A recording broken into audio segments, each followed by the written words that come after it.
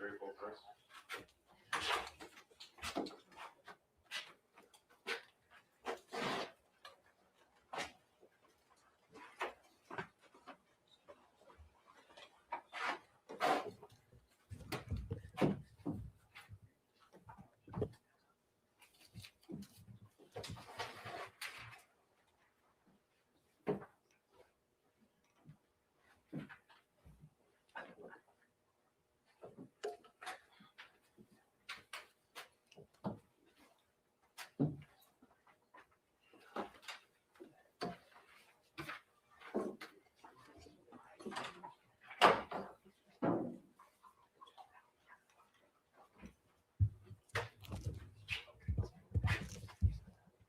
Just take it. Yeah.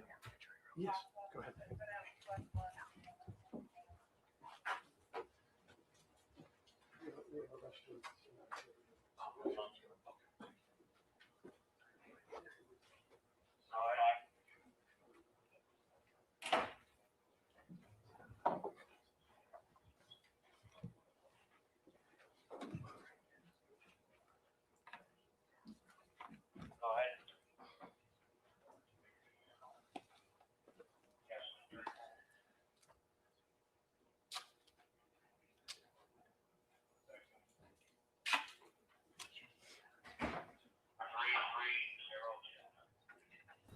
Hey girl, here we go.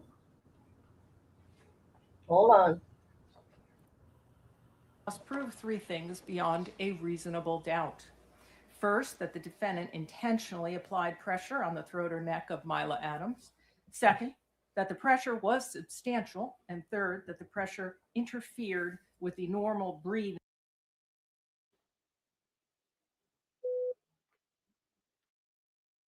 Testifying will be called in one at a time. All set? Yes, Your Honor. Okay. Thank you.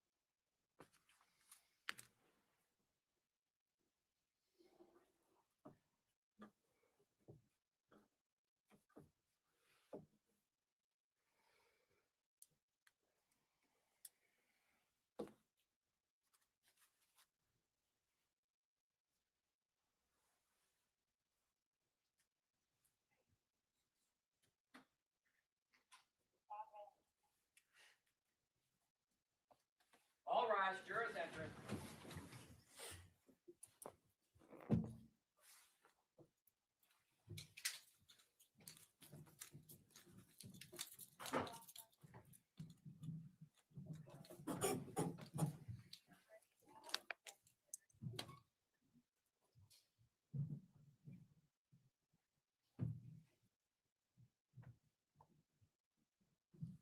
May be seated. All right, counsel are ready to proceed? Yes. All right, go ahead.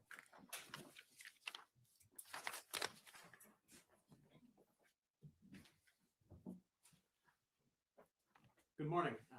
My name is Drew Virtue. I introduced myself earlier when we had a large group, and now that it's a smaller group, I just wanted to reintroduce myself again. To give you some room to stand on here of parties and what they're doing. My name is Drew Virtue. I'm the prosecutor, meaning I'm going to be presenting evidence supporting the defendant's guilt. Defense counsel will be representing their client. We'll have the clerk here, whose job it is to create a complete record of this case, both for the recording as well as writing things down when need be. The court officers who are up and about are here to make sure that we're safe, as well as help people kind of figure out where they need to go. The judge's job is to, kind of clunky term from law school, be the master of the law. And that leaves you guys. which equally clunky term for the jury is the master of the facts. It's the idea that it's your job, it's your exclusive job, your special job to determine the facts at stake that we're talking about, what actually happened. And this is concerning about what happened on December 2nd of 2025. Now, you're going to have an opportunity to hear from some witnesses. You're going to have an opportunity to hear from Ms. Mila Adams.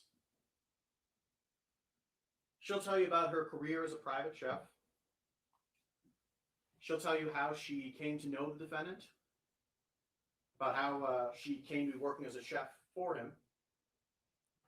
She'll tell you about her experience working for Mr. Diggs. I expect she'll tell you about a disagreement she had with some members of his staff.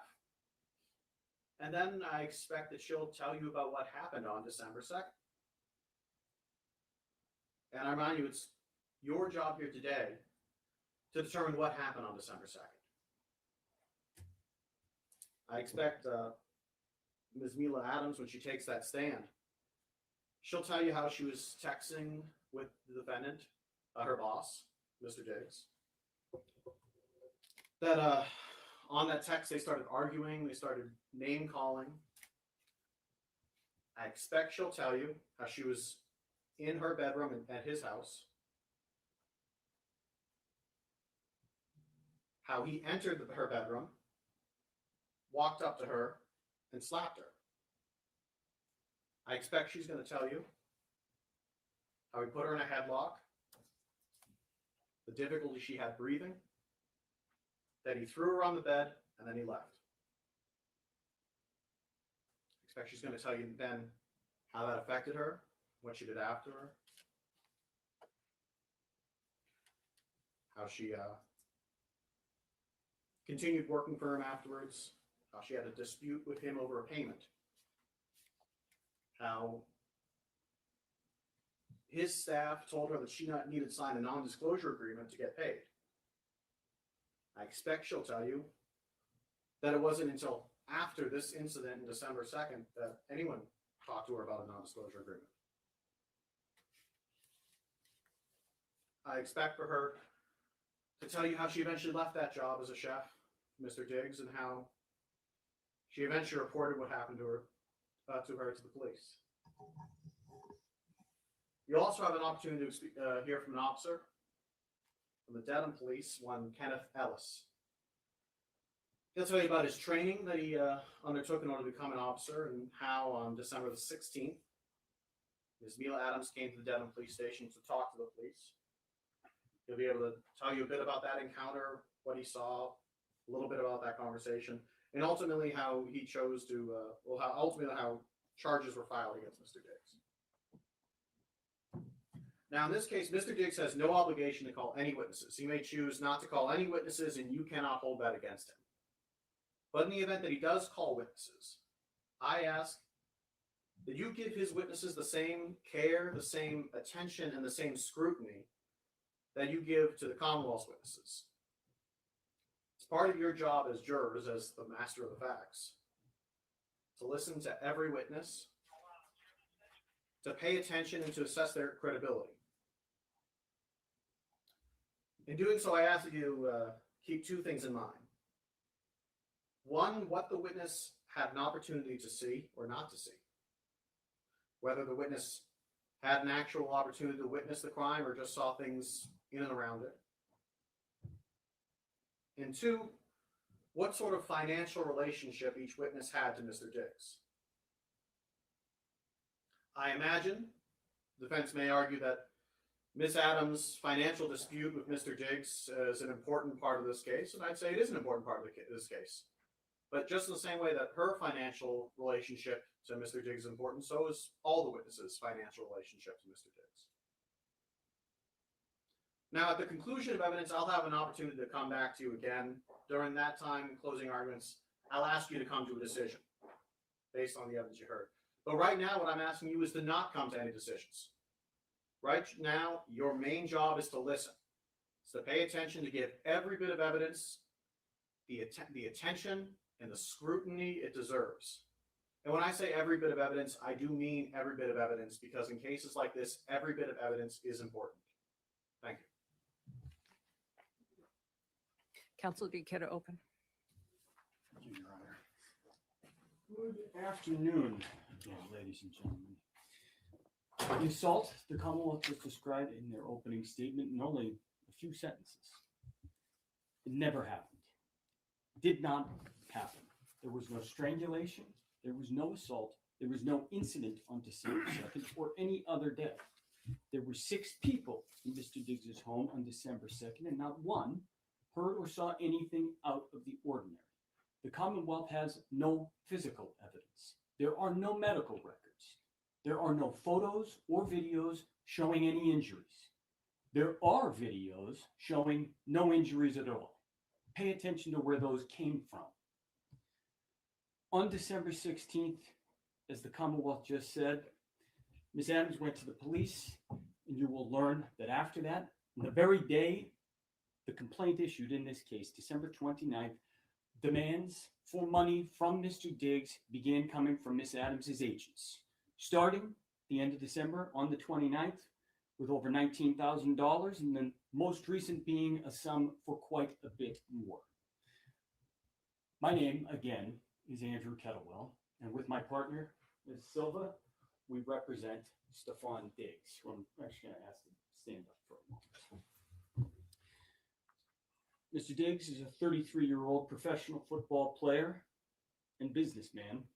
He played for the New England Patriots last year. He's from Maryland. He's joined here with his mother. Thank you. You're going to learn, ladies and gentlemen, that December 2nd, 2025 was a day like any other for Stefon Diggs. He was in a good mood. The Patriots had played the night before. They'd won. He played well. He was going to head into work on December 2nd, just like any other day after a game, for treatment, film review, team meetings. And that night, on December 2nd, 2025, he and his closest friends were scheduled to fly to Miami, Florida. That was for the 1 week off he had during the season, the 1 week of vacation. It's called a bye week. During that day, after he went to work, friends began arriving at his house, folks who were also joining him on the trip to Miami. There were other people in his house. One of those people who I expect you're going to hear from is his assistant, Janelle Salas. You'll hear people refer to her as Sunny. You're going to hear from Miss Salas that for the entire afternoon, she was in Mr. Diggs' home in Dedham on Schoolmaster Street, sitting in the kind of main area, living room, kitchen area, watching people come and go. And she was getting things ready for the trip that night. Miss Adams, you're going to hear, was also in that house. She lived and worked in that house as Mr. Diggs' chef for the regular season. And that was from July 2025 to December 2025. That morning, Miss Adams was not happy. Instead, she was quietly seething about being left off that trip to Miami. I mentioned they were going to Miami that night and that Mr. Diggs is a businessman. In Miami, you're going to hear that there was an art show where a furniture line he collaborated with a person on was being displayed. But also in Miami, you're going to hear that Mr. Diggs had a birthday party. He had just turned 33, and that there was a week's worth of fun. And Miss Adams initially was expected to be on the trip, but she had been left off. She'd been left off because she'd spent the previous several days feuding with that business partner from the furniture line who was in Miami. And that person's name is Lindsay. I'm going to get back to that in one moment. Why was Miss Adams so frustrated that morning? Why was she so upset about Mr. Diggs taking Miss Lindsay's side in a feud over hers? It's because Miss Adams wasn't just a chef. She had known Mr. Diggs for years previous to ever working for him. They had been friends, and at times they'd been friends with benefits. That relationship had led to Miss Adams getting the job to cook for Mr. Diggs. She got to live in the house. She went to games. She sat with the owners of an NFL team, went to parties. She was paid $2,000 a week in reimbursement for what she claimed she spent on groceries. And she had plenty of opportunity to talk to Mr. Diggs about trying to get him to invest in her to open her dream restaurant. As that season wore on, her place in Mr. Diggs' circle began to slip. And things came to a head in late November when that issue that I just mentioned, the feud between her and this person named Lindsay, popped up. That feud, it's about an anonymous blog post that was posted on the internet. Lindsay said that Miss Adams posted it. Miss Adams said Lindsay was the problem. The blog, the drama, all of that, it's not important to this case. What is important is that by December 2nd, 2025, Miss Adams was furious. She was upset about being left off the trip. She was upset about Mr. Diggs taking Lindsay's side over her in that argument. And so while he was at work, she was at the house. And you will see the text messages, I expect, that she sent to him that morning. You'll see her frustration boiled over. A quick word about those text messages. I expect you're going to see most, if not all, of these messages. And there's some language in there that is not typically courtroom appropriate. There's cursing, there's slang. The one thing I ask of you is that you don't let the way the messages, the two parties in the messages communicated with one another, interfere with your ability to understand the content and to understand their importance. Because you're going to see what that exchange was about. You're going to see it was about this dispute about Miss Adams being left off the Miami trip and about Mr. Diggs picking somebody else's side over her. And you're going to hear why that's important. Because as I said, Miss Adams went to the Denham Police Department on December 16th, and she made her report. And she told them the argument on December 2nd was about money. She told them that's what the fight was about over text and in real life, and that's how things got out of hand. She didn't mention Miami. Listen to what else she didn't mention. And 2 days later, she sent the Denham Police Department a screenshot of the text messages she said, and you just heard the Commonwealth say, led into that fight. Led over the phone to Mr. Diggs, coming into her room and committing this offense. And you're going to see those messages that she sent to the Denham police. And I expect that what the evidence is going to show you after you've seen those, after you've seen all the messages that she did not show to the Denham police, the evidence is going to show you that she curated the messages. She omitted some, she removed other messages before she sent them to the Denham police to fit her narrative. By the way, on December 2nd, she indicated to the police as well that she had not been paid for November. You're going to hear a little bit about her payment and about her paperwork. We'll get to that in one moment. A few of the people who you're going to hear from in this trial, many of them do work or have been associated with Mr. Diggs. Sonny, his assistant, is one of the witnesses you're going to hear from. I indicated to you she was inside the home that day, sitting in the living room, watching people come and go, doing her job like normal. She personally spoke to Miss Adams throughout that day, and she'll tell you what she observed. You're going to hear from other folks who talked or texted with Miss Adams that day as well. You're going to learn that Mr. Diggs had a scheduled day. He was at work in Foxborough, and even after he got back from work, he had a set schedule. He had an IV treatment for 1 hour and a 2-hour massage that followed. Following that, as I said, they were getting on the airplane and they were flying to Miami. As for Miss Adams, what you'll hear is that there was nothing out of the ordinary. She was normal. She cooked dinner for Mr. Diggs on December 2nd. She chatted on the phone and spent the afternoon and early evening in the house. And that night, she flew to New York City to spend her week off with friends. Now, I've said normal a few times already in this case. Let me pause and tell you what normal was like in the Diggs house. Mr. Diggs is a highly regarded professional athlete. He owns a clothing line, a furniture line that I've already mentioned, and other businesses. And he's a public figure. He's a coterie of family, friends, and staff around him at all times. Good professional athletes are paid very well in this country, and Mr. Diggs is very good at his job. He has the means to support his friends, family, and staff, and he takes good care of his people. You're going to hear that on December 2nd, he was taking his entire entourage on an airplane down to Miami and putting them up for weeks worth of events and parties, and that wasn't even out of the ordinary. So normal in the Mr. Diggs house is a little bit different from normal in your house or mine. But just like any other person in this country, rich or poor, Mr. Diggs sits here an innocent man. And any preconceptions or feelings you have about athletes, wealth, or anything else, you have to put aside and not let interfere with the oath you just took as jurors. So we've talked about December 2nd because that's the day Miss Adams claimed this incident occurred. You're going to hear about other days as well. You'll hear a little bit, like I said, about that November blog incident because it led up to the text exchange on December 2nd. The text exchange, the Commonwealth just told you, led into this physical assault that Miss Adams claims occurred.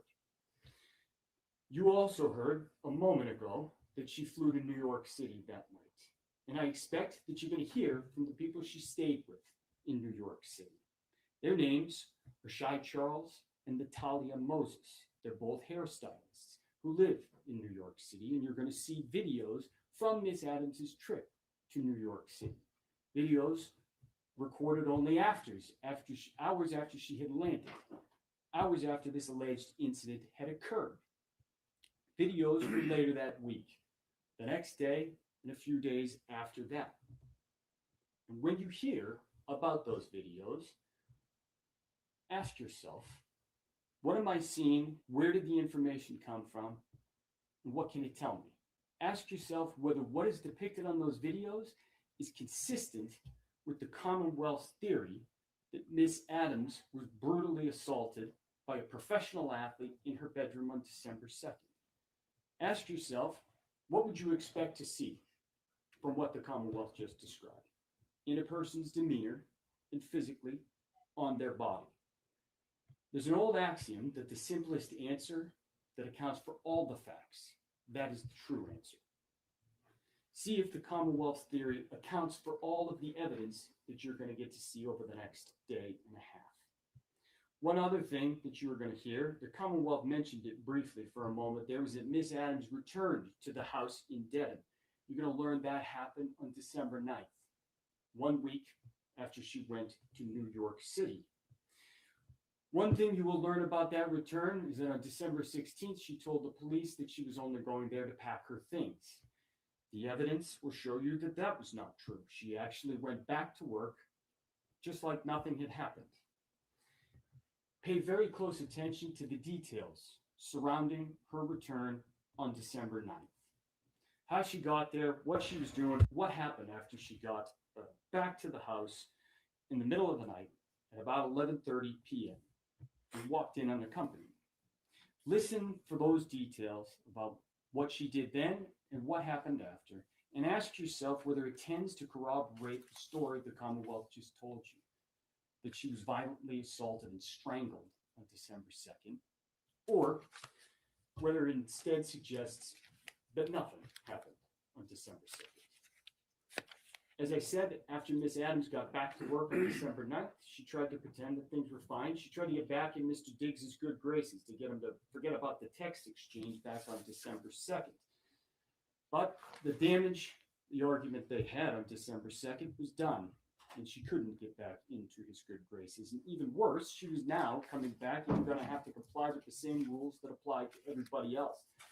The Commonwealth already mentioned one of those. You're going to hear from Melissa Goddard, one of Mr. Diggs's bookkeepers who came up from Florida. She's going to tell you that she took over responsibility for Miss Adams's payment that fall, and that she found, because Miss Adams had had this previous relationship with Mr. Diggs, that she had never been onboarded as a normal contractor. She had never filled out any normal paperwork. And she told the assistant Sonny and Miss Adams that they needed to follow the normal procedures. Miss Adams needed to sign proper paperwork, including signing an NDA just like anybody else. And she needed to submit actual receipts for reimbursements, just like everybody else. And you're going to see that Miss Adams ignored those requests until she couldn't anymore. And that happened around December 13th. On December 13th, you're going to learn Miss Adams got an email about that paperwork, and she got upset. She got mad again, and there was another barrage of angry text messages to Mr. Diggs. And this time, she wound up getting herself fired for good. I expect she's going to end up seeing those messages as well. Messages the police weren't told about, because the police weren't told she went back to work after December 9th. This time, some of those messages actually were about money, but also still the same Lindsay blog post issue of Mr. Diggs picking someone over her. The end of this exchange on December 13th was more specific than December 2nd. Mr. Diggs sent $2,000 via Apple Pay that Ms. Adams claimed she owed and told her she did not need to worry about cooking for him anymore. She was out, and this time she knew there was no getting back in. And listen to what happened when you hear the evidence after that, after December 13th. 3 days later, as you've already heard, Ms. Adams went to the police. She didn't tell them about December 13th or that she'd been fired. Instead, she told them a made-up story. She was furious, and she wanted Mr. Diggs to pay in every sense of that word. And what you will hear is that her demands for money, as I said, began on December 29th, the same day the criminal complaint issued in this case. You will also hear that as this case has gone on and public pressure has grown, that number has only gone up. And I will let her tell you what number she is now demanding from Mr. Diggs. Ladies and gentlemen, Mr. Diggs sits here an innocent man. That's the beauty of the American justice system. You heard a little bit about the way trial works. You heard that the burden is entirely on the Commonwealth to prove its case. Their burden, proof beyond a reasonable doubt, it's the highest burden in our system. And as Mr. Virtue mentioned, Mr. Diggs has no burden whatsoever. One thing Mr. Virtue and I agree on, be skeptical with every witness. And financial incentives certainly do play a role in this case. We will call witnesses. We do so to give you the fullest possible picture of what happened and what did not happen on December 2nd, to give you the clearest picture of the truth. But that does not mean that we have to prove a single thing.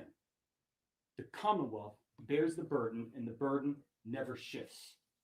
That's how our system works. That's the beauty of it. That when an innocent person like Mr. Diggs is charged with a crime they didn't commit, what can they do? They can do this. They look the Commonwealth right in the eye and they say, prove it. And that's exactly what Mr. Diggs has done. That's why you are here, ladies and gentlemen. That's what a trial is. Mr. Diggs has chosen to place his fate in your hands. You, ladies and gentlemen, are the most important part of our system. I thank you, and Mr. Diggs thanks you for being here and for your service. You are the only people who can and who must hold the government to its burden. And the way you do that, it's not fancy. It's by using your common sense, your life experience, tools you use every day of your life to weigh credibility and to make decisions. And our system depends on that. You are the judges of credibility. And so I ask that you listen carefully, that you keep your full attention while you're here, and that you remember that the simplest answer that accounts for all the facts is the true answer. One of the worst things that a person can go through is to be charged with a crime that they didn't commit, especially in a situation like this one, where the charge hinges entirely on the word of a single person, and that person has millions of reasons to lie. So let's have a trial. And at the end of it, at the end of all the evidence, after you have heard it, I'm going to have the opportunity to come back and discuss the evidence as well. And at that time, I'm going to ask you to deliver what I expect will be the only true and just verdict in this case. And I can tell you right now that that will be to find Stefon Diggs not guilty. Thank you. Thank you, counsel.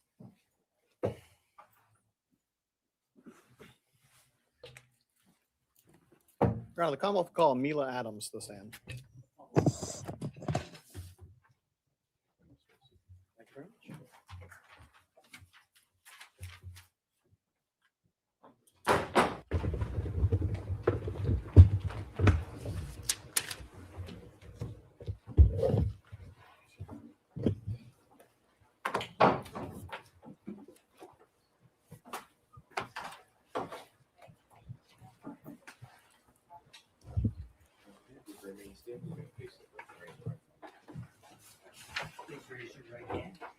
solemnly swear the testimony you're about to give in this hearing shall be the truth, the whole truth, and nothing but the truth, so help you God? May I inquire? You may.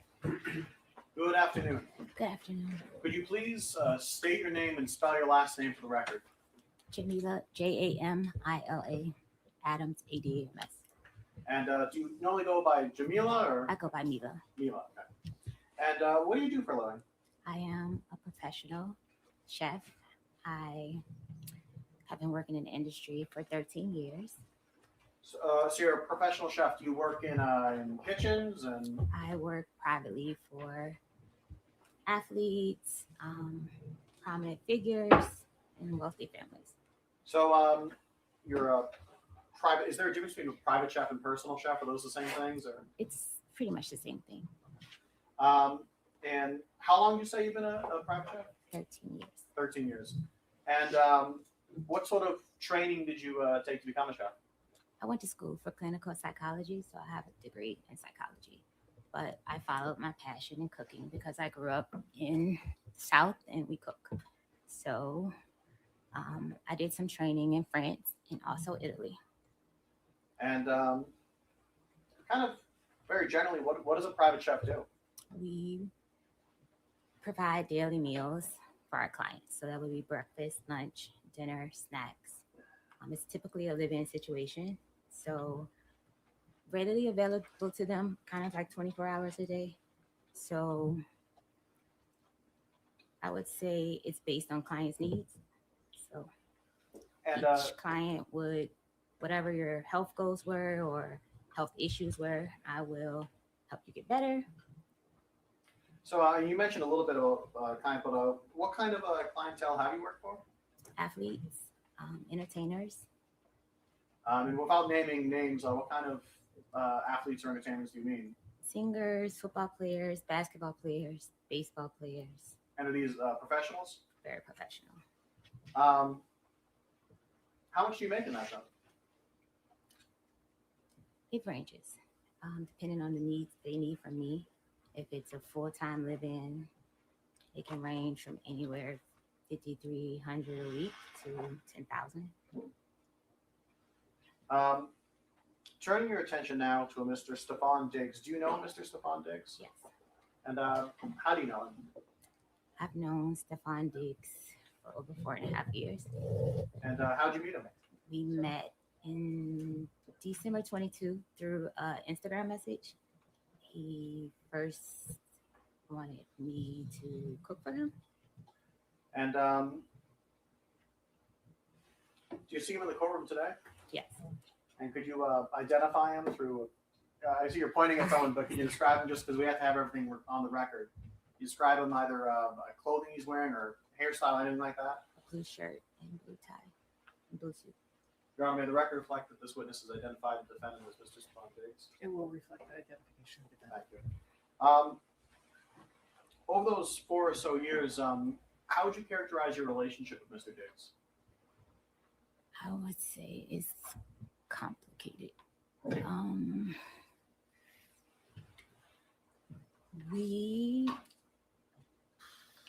We had it started out as friends. It started out as friends, became sexual, and we would meet up, hang out, and we decided I would come work for him like February of 2025. So you said February 2025, you and he talked about you working for him, Yes. and that's as a private chef? Yes. What were the sort of terms of your employment? Like were you going to be living with him? Yes. And how many meals or what was it like working for him?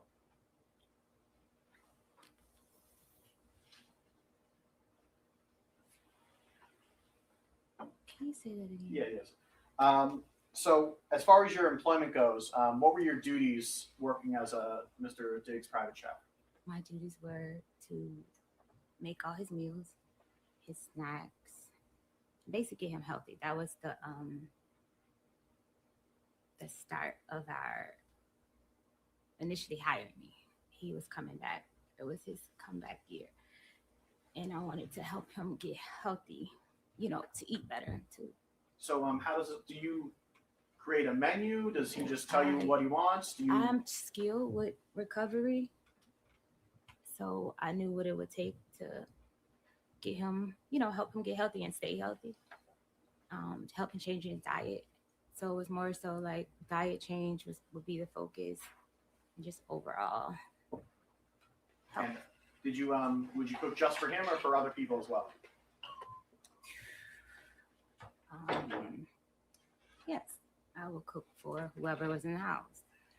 And I know you mentioned earlier your breakfast. Is that the sort of standard? Was it every day breakfast, lunch, dinner, and then? Yes, breakfast, lunch, dinner, snacks. And how much did you get paid for this? We agreed on $2,000 a week. And how did you get paid? Finance office would pay me. So you said that you, while this was staying in his house, right? Yes. Where was this house? 7 Schoolmasters Lane, In what town? Dedham. And could you describe this house? What was it? It was a single family home. What was it? Was it an apartment? Was it? It was a single family home's house. And how many floors was it? Basement, middle floor, a landing, and then top floor. So 3 floors. And so, where was the kitchen? The kitchen was downstairs on the floor you come into the house on. So the first floor. And that's where you did your chefing, cooking, baking. I don't know. Yes, where I did my cooking. Yes. Yes,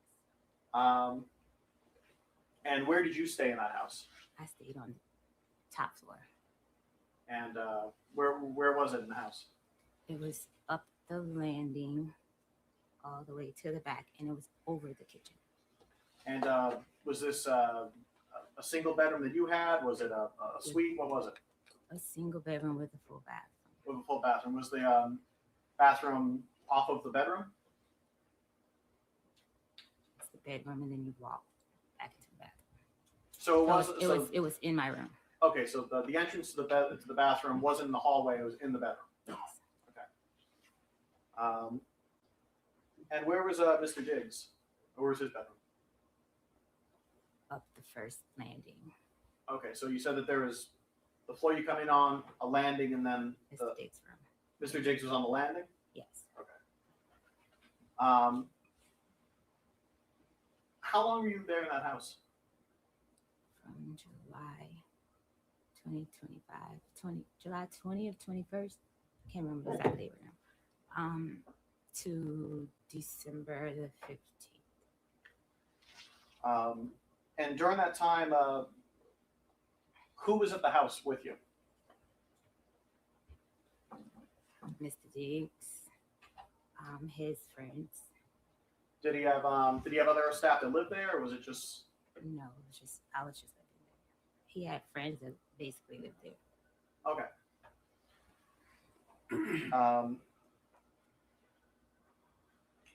And while you were living there, was it a kind of regular schedule or thing? How did that work? Yes, he gets a different schedule by the week, but it will change by the day sometimes. Sometimes he will have to go in later or earlier. So I will often ask at night what time you have to be at work, so I can have breakfast prepared for him to take.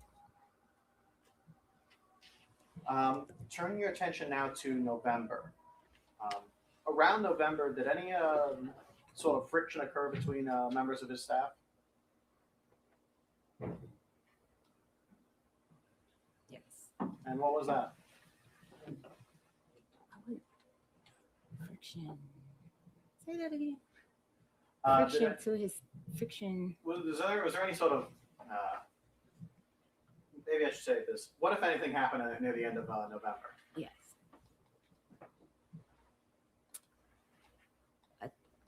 A Instagram DM message was sent to his child's mother's friend, and this message was stating that I was telling his personal business of women that he was sleeping with that worked with us, that worked with me, and yeah. And so- as far as I can remember what that message said. And So how did this create friction within the people working for Mr. Diggs? I was confronted by Mr. Diggs if I said these things, but it had already been Mr. Diggs had a ongoing sexual relationship with Lindsay Bolin, and this person, she didn't like me, that fact that I was in the house. So you mentioned Lindsay Bolton. Who's that person? Lindsay Bolin, it works for Mr. Diggs. And how? Like, what does she do? I can't quite answer it. I just know he provides housing, But pays her she's rent. someone I who don't works know. for him. Yeah, she works for him. And so you and Lindsay get into any sort of argument, or you mean, or? We didn't get in. We got in an argument after Mr. Diggs confronted me. She sent me a message first, per his instruction, and called me a name. Excuse my language, guys. A bitch, and she just went on and on and on in this message about me. Objection, Your Honor. Maybe we heard it side by. Yeah.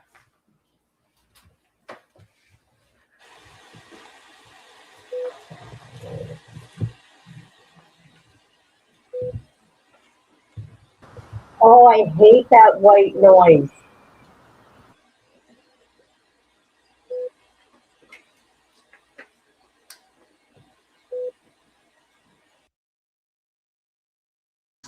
I believe her.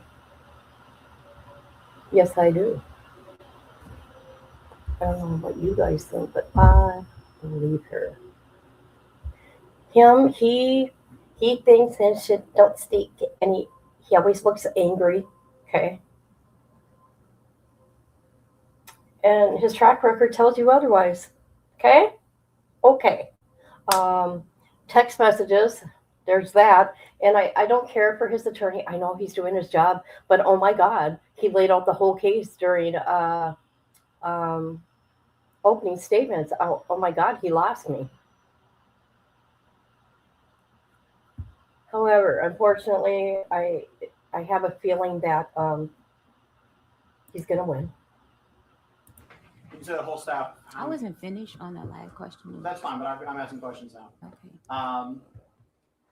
So at some point, members of his staff were supposed to go down to Miami, right? Yes. When you said the whole staff, how many people was this? His assistant, myself, and his friends. It was him. And did you end up going down to Miami? No. And why is that? Mr. Diggs told me that I couldn't go because me and her had an issue from November 26th issue.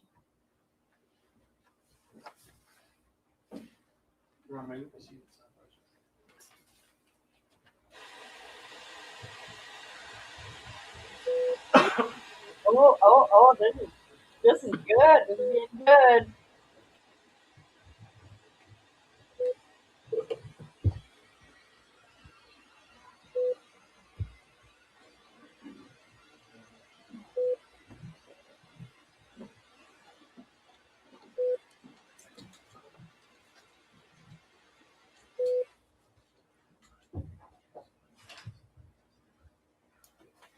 All right, jurors, at this point, we are approaching the lunch and recess, so I am going to release you to the lunch break.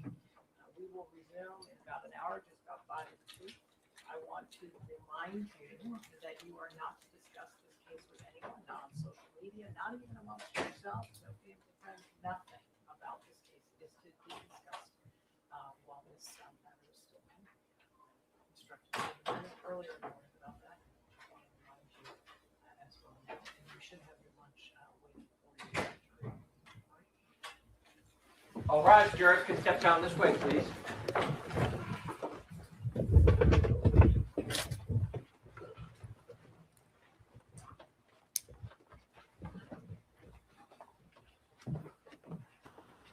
Because there was an objection.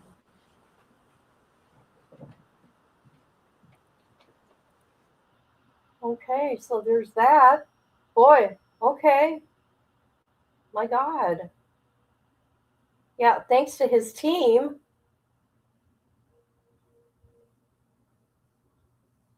What, get a half an hour? That's it? That's all we get? Wait, that's stupid. Just saying. Okay. You guys, I just did a video and I did it wrong. But guys, you guys,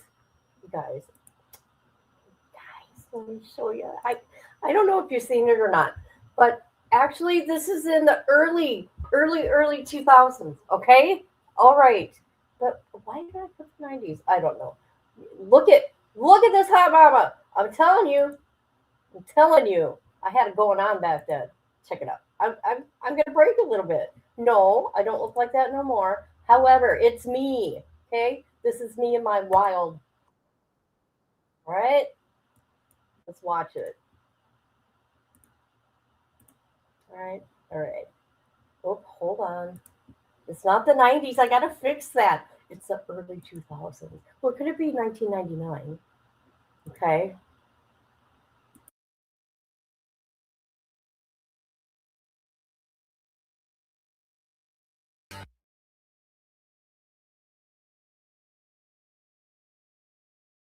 That's right. That just happened, people. That just happened. All right. Where are we gonna go to now? Oh my God. Oh my God. Their lunch is for an hour. Oh my God. Hell to the no. No.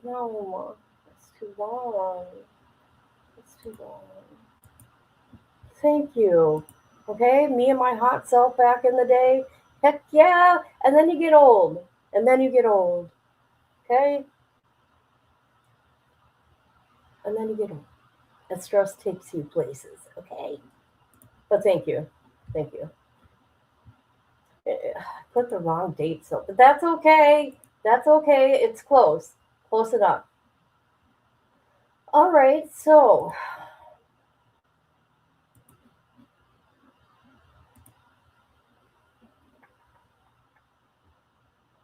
what do we want to do?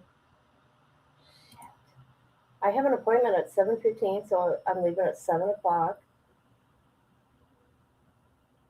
That's tonight to get my hair trimmed, just to trim. That's it.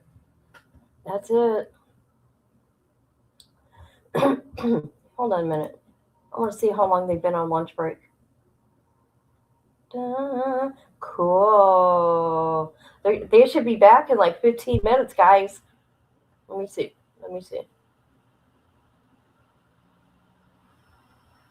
Yep.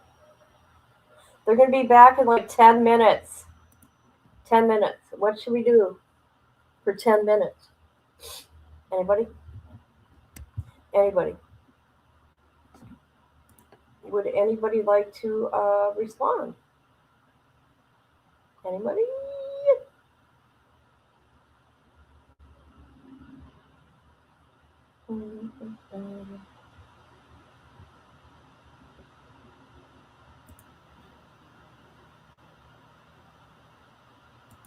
I don't even know. I don't know what to say.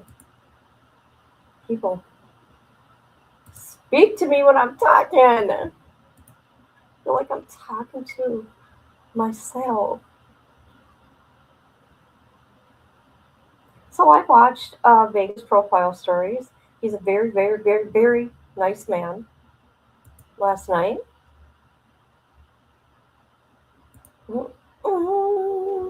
Okay, we only got 10 minutes. All we got is 10 minutes to go, and they're going to be back because I started us late on opening statements intentionally because I have a problem with breaks.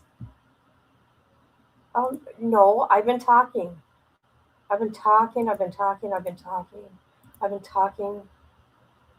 the last 10 minutes. And nobody was responding. So I'm like, why? So anyways, oh, how dare you. You guys know who a VPS is? It's this guy right here.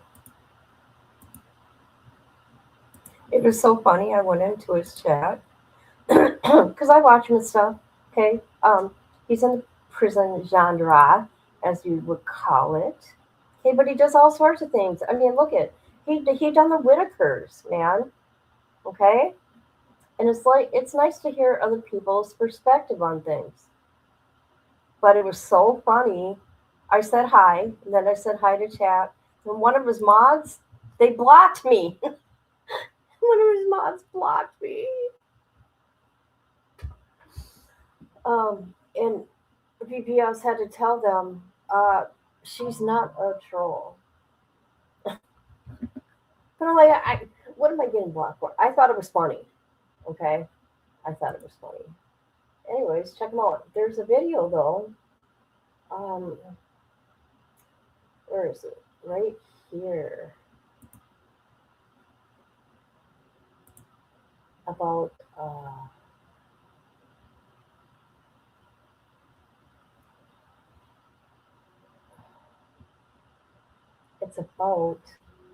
it's breakdown and footage of the Serenios hit on Aryan warriors. Okay, at a prison. I mean, if you are into that kind of stuff, I am, right? But I just thought I'd share that. Yes, they blocked me, but they unblocked me because it was an accident. They thought it was somebody else. Is there another kid? I'm just ready to go by my first name, actually.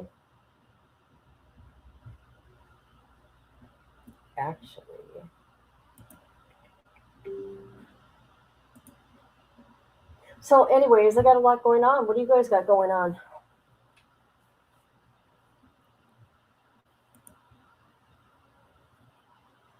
Yeah.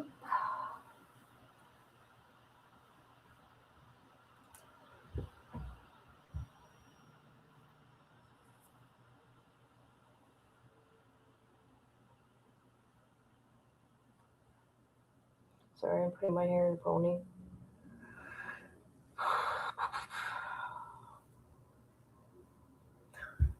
Although, I seen those pictures of me and I'm like, oh my God.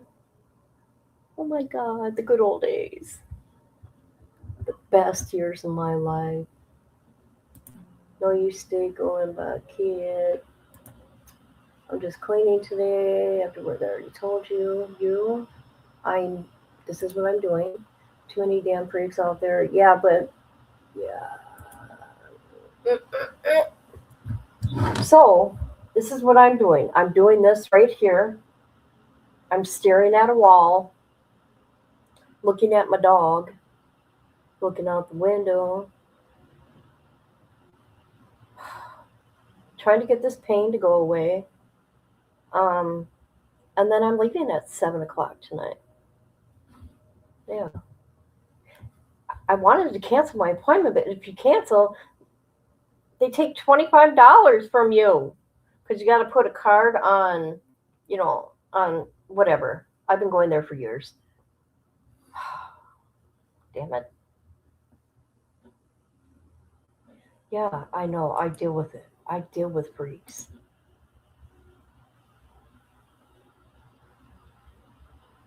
Yeah.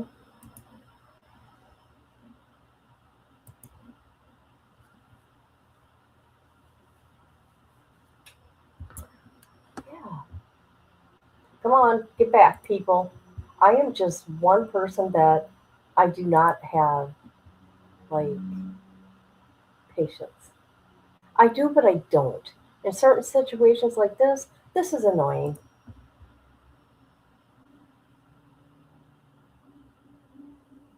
Okay, they should be coming any minute, actually. Oh no, 4 minutes. We got 4 minutes and counting.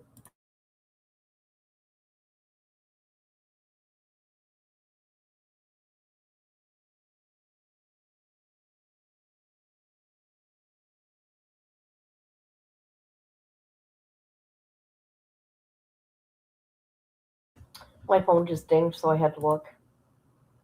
Um, so you know what I should have did and I forgot? I should have emailed that doctor and had a conversation with her. That's what I should have done.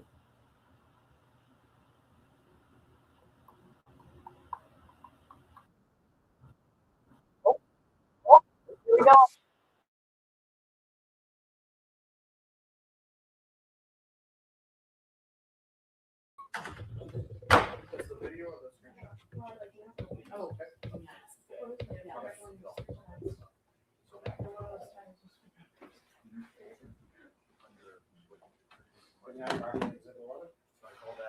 That makes sense to me. Well, what's going on there?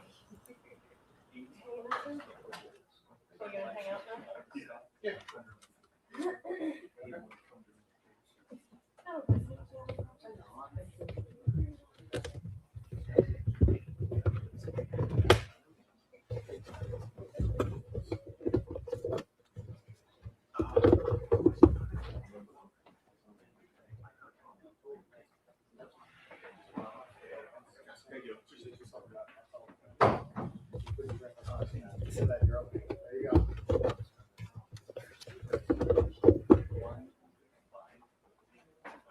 Yeah, okay, yeah. Thank you. So in here will be exhibits 5 to 11. Oh, glad you got that. Oh, it also has the. So features. Okay, later, perfect, okay. send you over the card at 3 o'clock, so that you help everybody out there.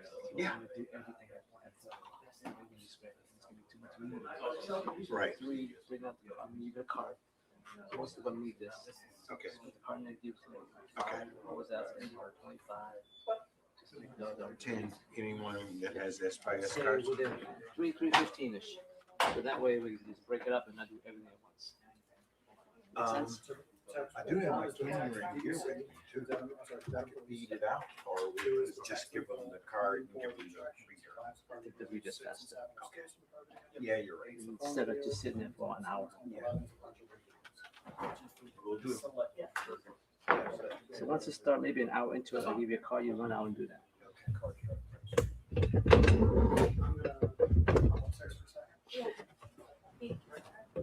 What is going on? Justify you being here. I guess they're all just having a conversation. Can't they be muted? This is annoying. Hold on a minute. I'll just leave it like this for now. And we can watch. Hello, barn dog. How are you?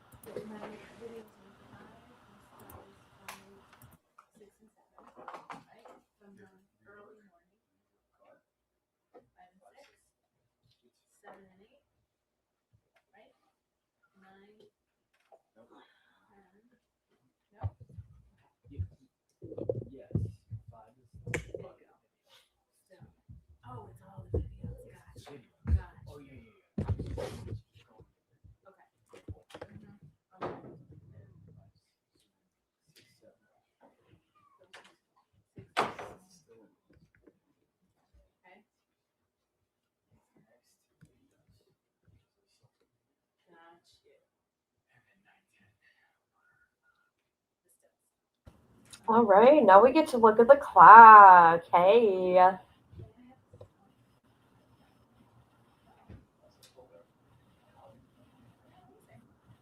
Which one? These are mine. These lose stuff. These are mine.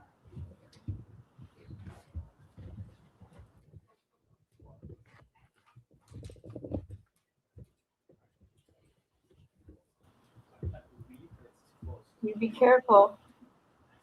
You be careful.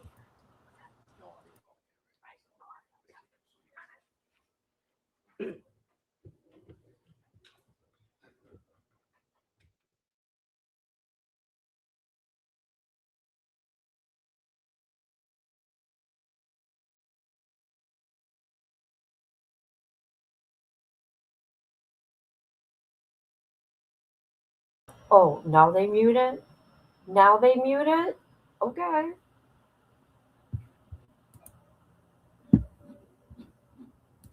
I gotta change the title on the video because I don't want to deceive people, right?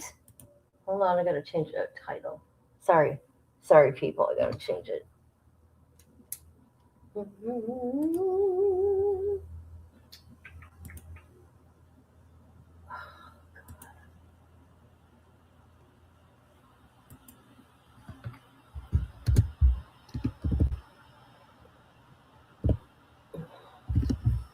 There we go.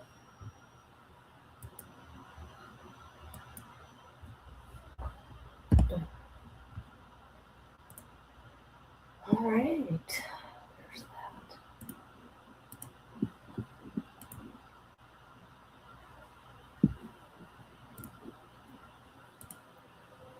Corn dog, what are you up to?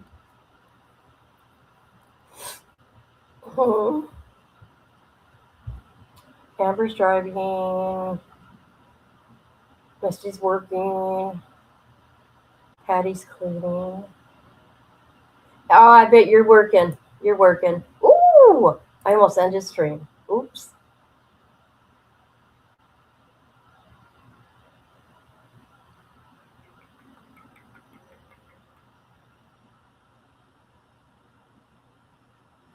I want to show you guys something, but I can't because if I do, then it's going to start a bunch of shit, and I can't do it right now, people. I just can't do it. Shit.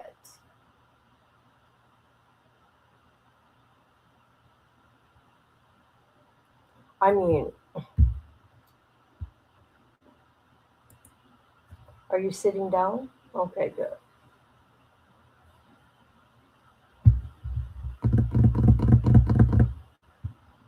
Look at this.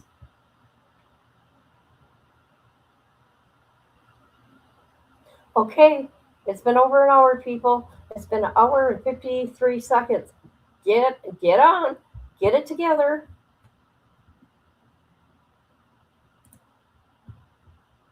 And I started late. Intentionally.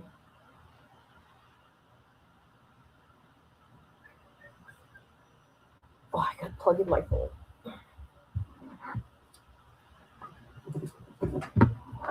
Gonna make some noise here, people. Don't get alarmed. Don't get alarmed.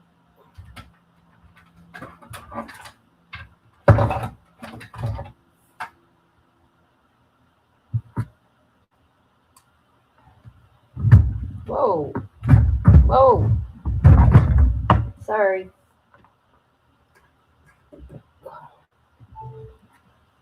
I got to get one of those charging stations that, is for everything at one time. Because changing cords for different things is stupid. For real. Uh-uh. For reals.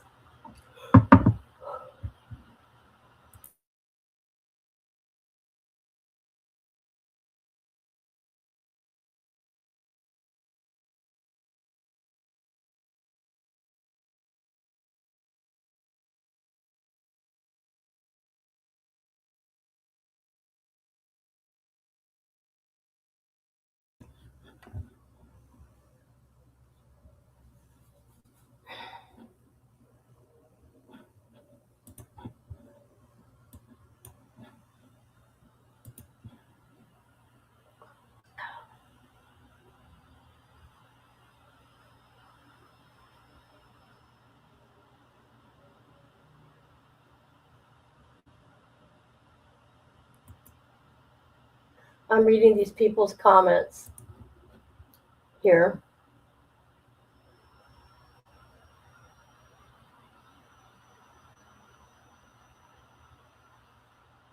See, I don't trust him. I think he's a little brat. I think he thinks his shit don't stink. He was humble when he was with the Vikings, and then he got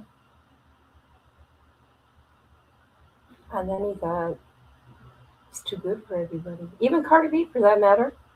Just saying.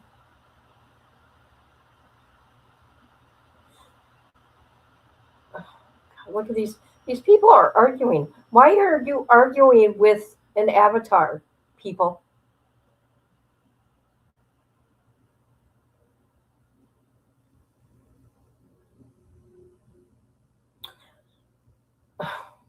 Okay.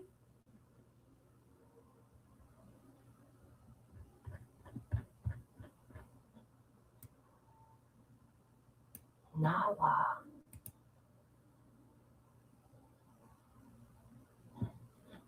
Um, hello? Anybody? What? All right. Here we go.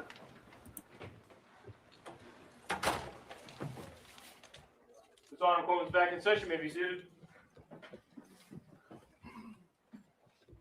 We're ready for the jurors. Thank you. Okay.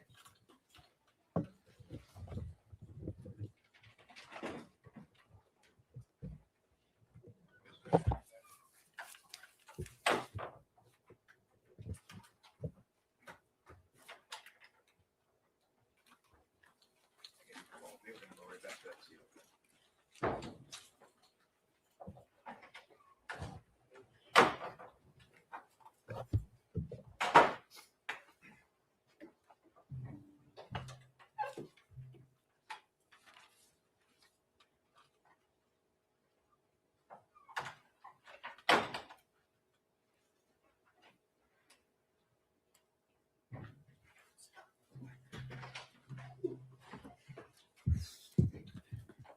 Court, all rise, jurors entering.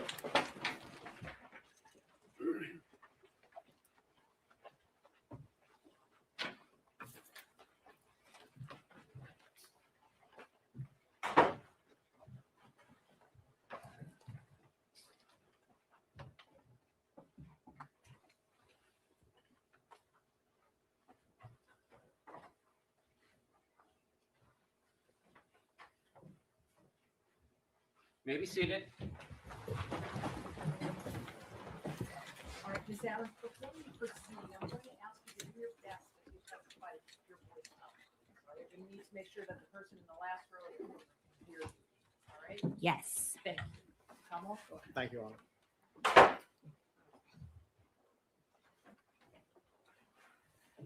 Ms. Adams, can I now turn your attention towards the date of December 2nd? Yes. Were you still employed by Mr. Diggs at this time? Yes. And where were you on December 2nd? I was in the house. 7 schoolmasters. Gotcha. And that day, what were you doing that day? I woke up in the morning, prepared breakfast. Mr. Diggs came downstairs. He asked me what was I doing for the week, and I asked him, "Oh, so you weren't going to tell me that I wasn't able to come to Art Basel?"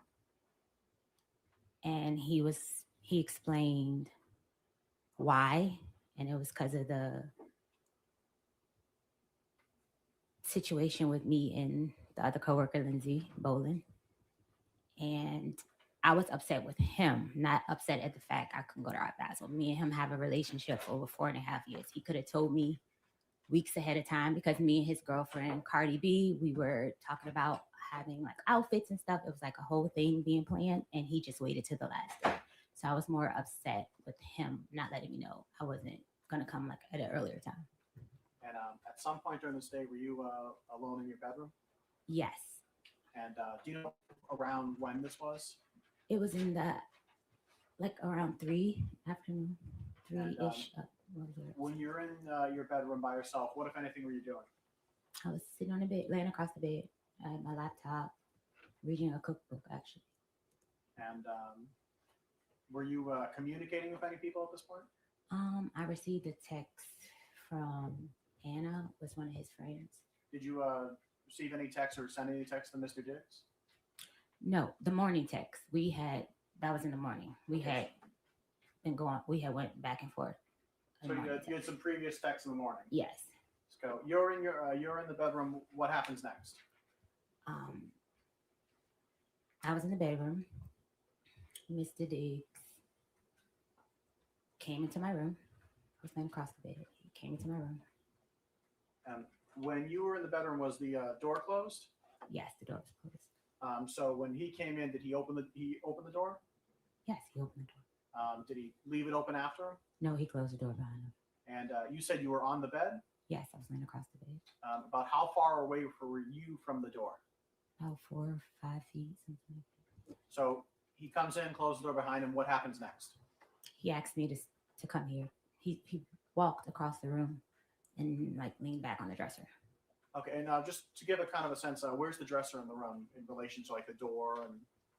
Across the room, alongside the bathroom door. Okay, so about how far away from the front door is the dresser? What, 8 feet? I don't know them.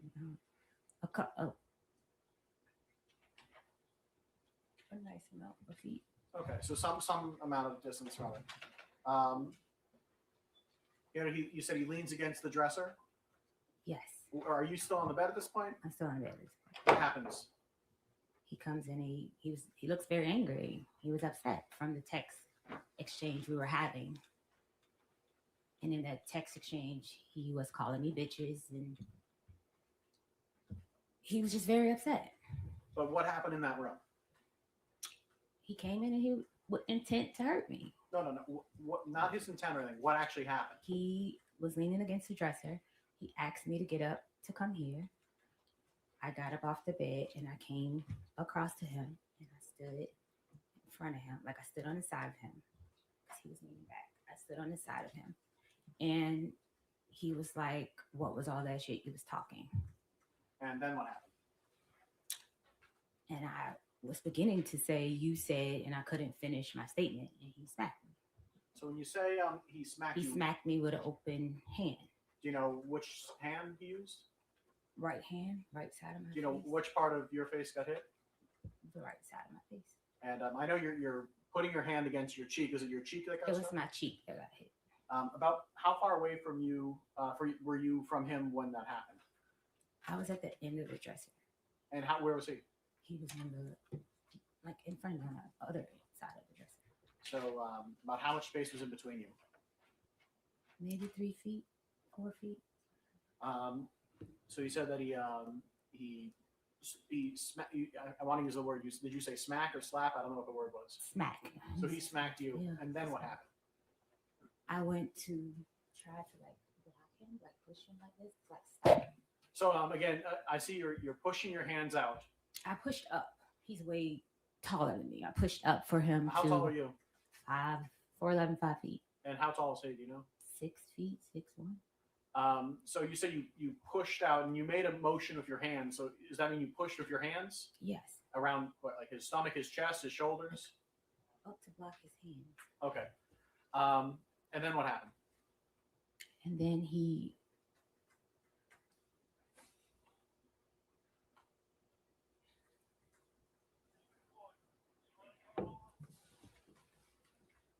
Can I have a second? Can I have a second? Yes, you can.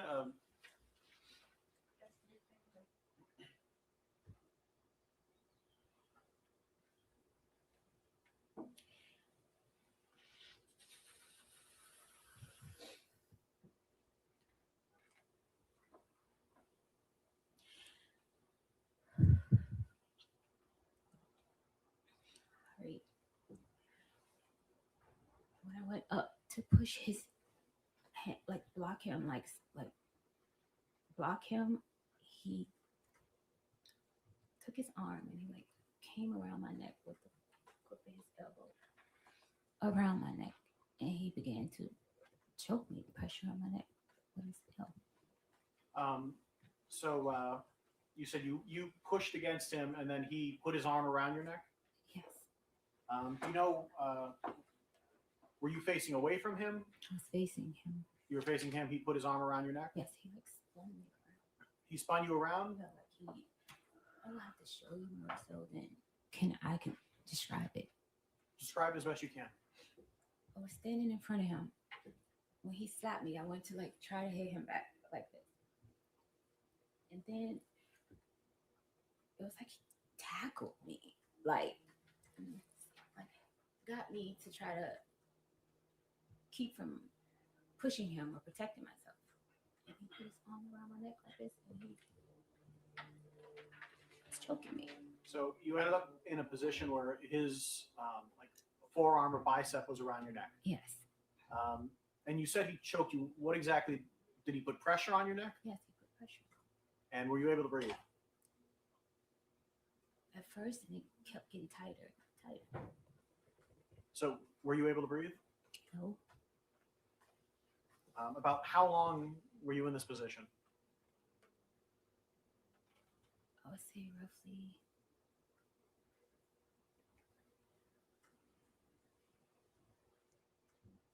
I can't recall the amount of time. I just know it went from the edge where we were in front of the dresser to the side of the bed to him falling on top of me on the bed. So about how far of a distance is that? About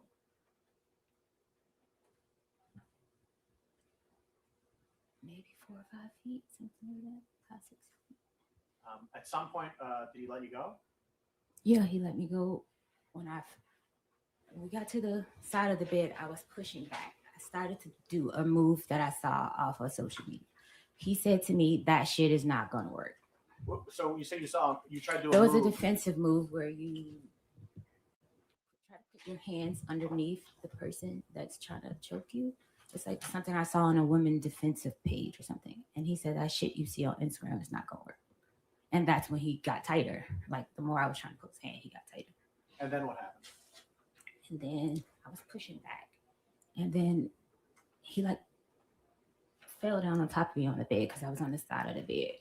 And it was like, he was like letting me, like, I guess he was about to let me go. But as he was getting up, he like pulled my hair. And he was like, "Yeah, I thought so." And then what happened? He got up off of me, off the bed behind me, and he walked around the bed. I told him I still haven't got paid. He said lies. And he was like, "So what are you doing? So what are you doing for the week?" And I was like, "I'm staying here." He said, "I don't want anyone in my house. I don't want anyone here." I was like, "Okay, so who's going to get my ticket?" He said, "Who always gets your ticket?" And that's it. He walked out of the room. So from the moment he entered the room to the moment he left, about how much time went by?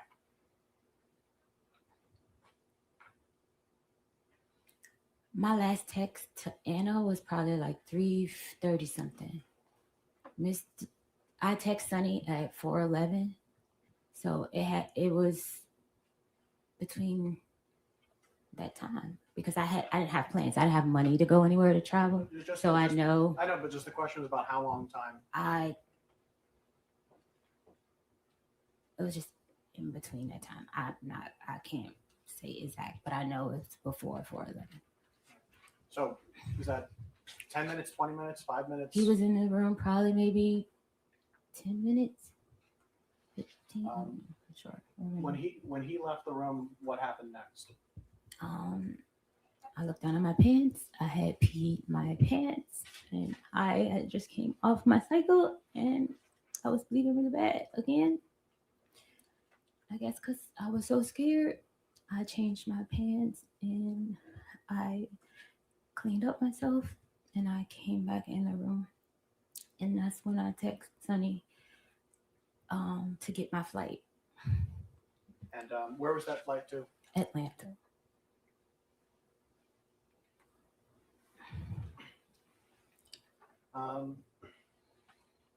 At some point, did you exit your? When you said you went to your bathroom, was that the bathroom that's connected to the bedroom, right? Yes.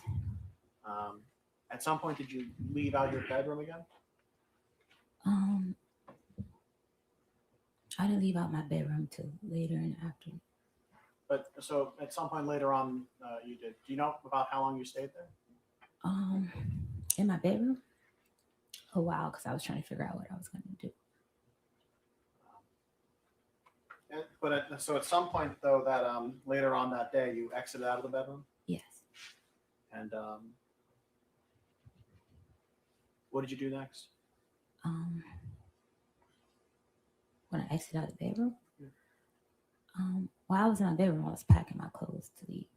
I called another coworker, I would call her, and I just asked her, like, what she was doing, and she was like, I told her I wasn't able to go to Art Basel, and that I was going home, and she was like, oh, you should come here, and I was like, yeah, you know what, I'll come there. When she said here, what does that mean? New York City.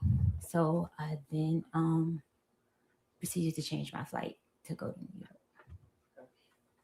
And when was that flight going to be? I just know I landed at 10:49. It was a later flight. But it's that day? It's that day.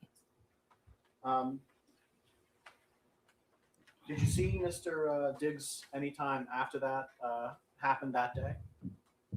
Yes. And what was that like?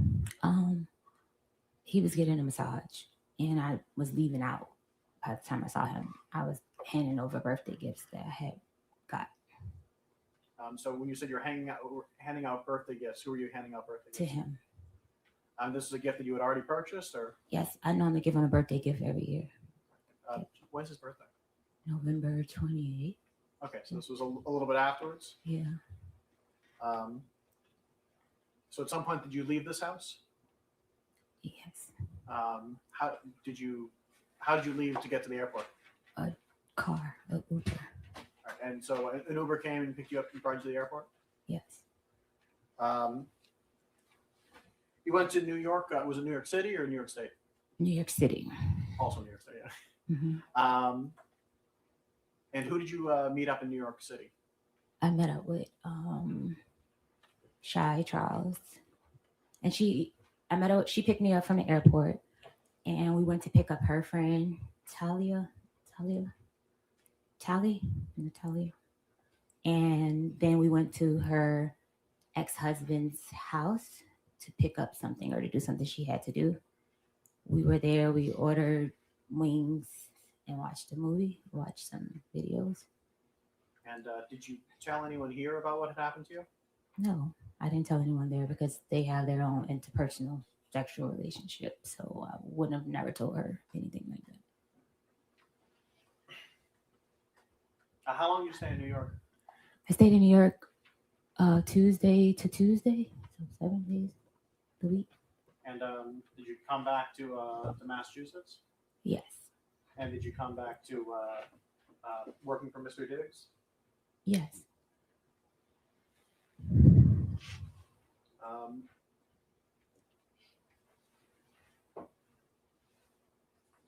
At some point, and I know this was a little bit before, maybe a little bit afterwards, but at some point were you talking to Mr. Diggs about money you felt he owed you?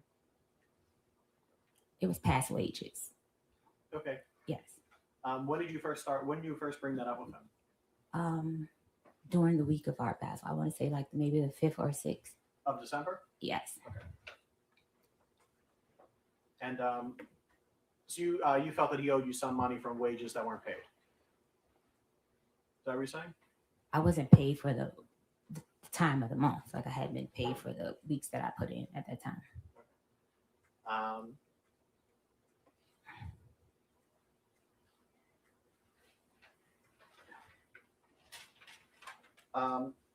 And who did you talk to Mr. Diggs directly, or did you talk to his finance people? Who did you talk to about this?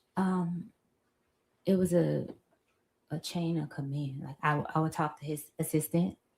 But his assistant was under investigation for stealing watches and money. So I don't know if my things. Sustain that portion of the answer will be stricken from the record, and the jurors will disregard it, given no consideration to jury before deliberation. Please answer the question asked. Commonwealth, next question. Thank you, Your Honor. At some point, did someone from Mr. Diggs bring up a non-disclosure agreement? Yes, Mr. Diggs likes to abuse people and try to hide his abuse. That objection is sustained. That portion of the witness's answer will be stricken, and the jurors will disregard it during your deliberations. You are given no consideration and do not give a reason. Next question. At some point, were you given some information about a non-disclosure agreement by someone who worked for Mr. Diggs? Yes. And when was this? a couple days after the assault.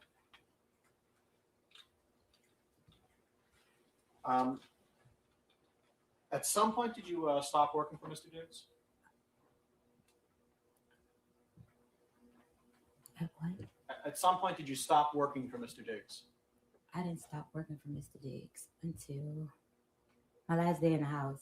I would say it was the 16th. So yeah, some point. So December 16th. Okay. At some point, did you report any of this to the Dedham police? Yes, And when was that? the Tuesday. Do you know the actual day, or just that it was a Tuesday? I left on the 15th. I left his house on the 15th. I reported on that 16th. Okay, so and so did you call the police? Did you go there in person? How did that happen? I went there in person. And what happened when you got there? I was begging for my pay with Mr. Diggs, begging for days, Objection, Your Honor. and he refused to pay me. Objection is sustained. Unfortunately, the response will be stricken under your deliberation. Answer the question asked, raise the question again. At some point, you arrived to the Dedham police station. Yes, Did you speak to an officer? yes, I did. And did you tell the officer about what happened on December 2nd? I was very hesitant at first because of his fame and power. So yes, but I Objection, did. Your Honor, move to strike. The objection is sustained. That comment by the witness will be stricken from the record, and the jurors are to disregard it and not consider it in their deliberation.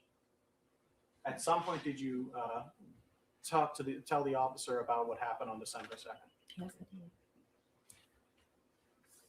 And did at any point you provide to the Dedham police text messages? Yes.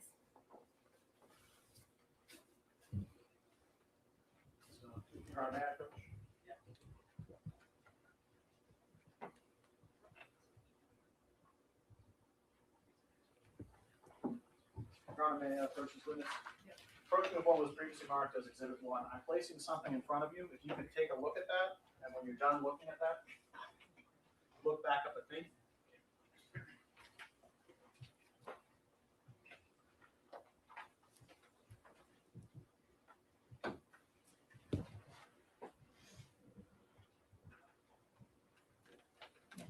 Do you recognize what that is? Yes. What is that? It's a text message exchange between me and Mr. Diggs. And is this the text message exchange that you provided to the Dedham police? Yes.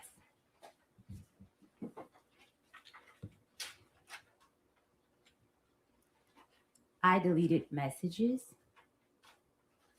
because making a report to the police in my previous abusive relationship, Objection, me. Your Honor. Hey, Sam, stop.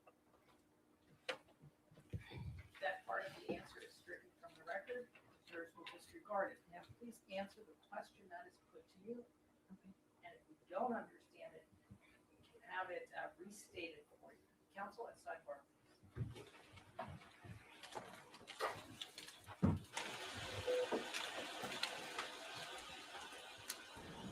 You got to get it together.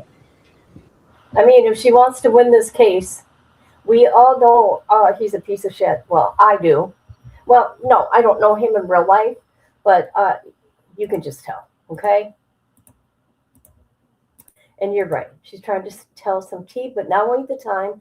After trial would be the time because, you know, then all the news reporters are going to swarm her. Oh, look at that little baby Diggs. That little baby.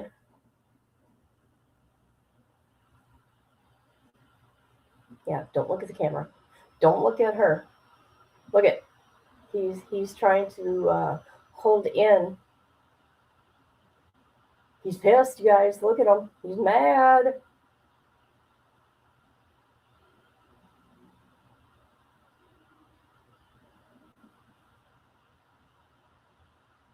Oh, and there's mommy.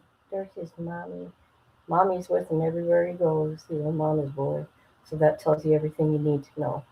Right there.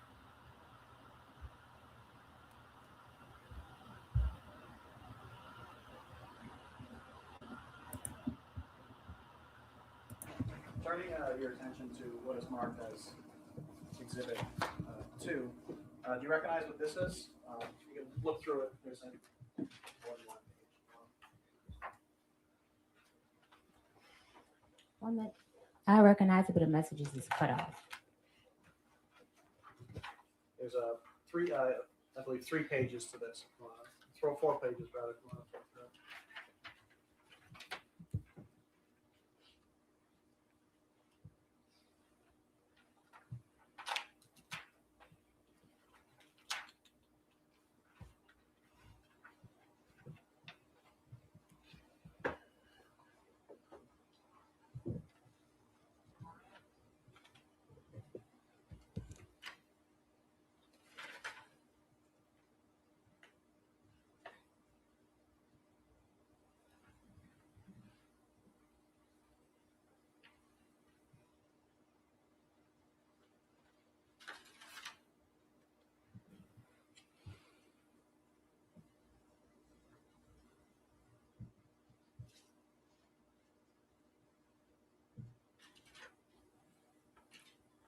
Yes. Do you recognize this? What these is? Yes. And what is this? This was in a text exchange Between whom? between me and Mr. Diggs. And when was this text exchange from? The morning into the noon on 12/2. Of December 2nd? Yes. Is there a difference between the text messages that you provided to the Dedham police and the text messages that are here? Yes. And what is that difference? I deleted bet and pussy, and I'm ruining that bitch life. Not mistaken. Yeah. And why did you delete those phrases when you provided those text messages to the Dedham police? Because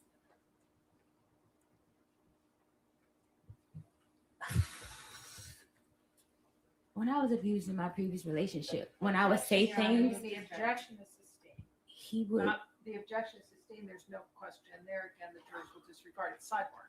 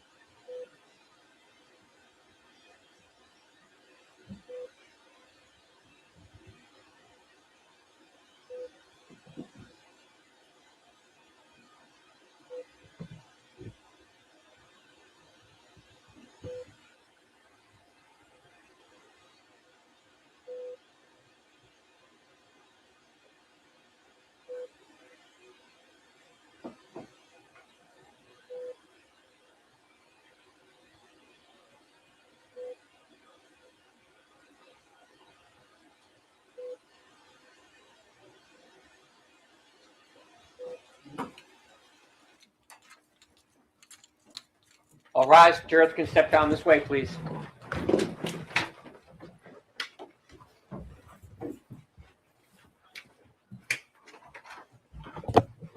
Oh, here we go. Now what? No, I was talking about you, VPS. Researching your new story. Right on. How has Jurors have exited. This court stands at a recess. Oh, of course. Thank you. Okay. her attorney, hold on. Her attorney, or the prosecutor needs to tell her, just answer my questions. We will get to whatever, right? Because she's hurting her case right now.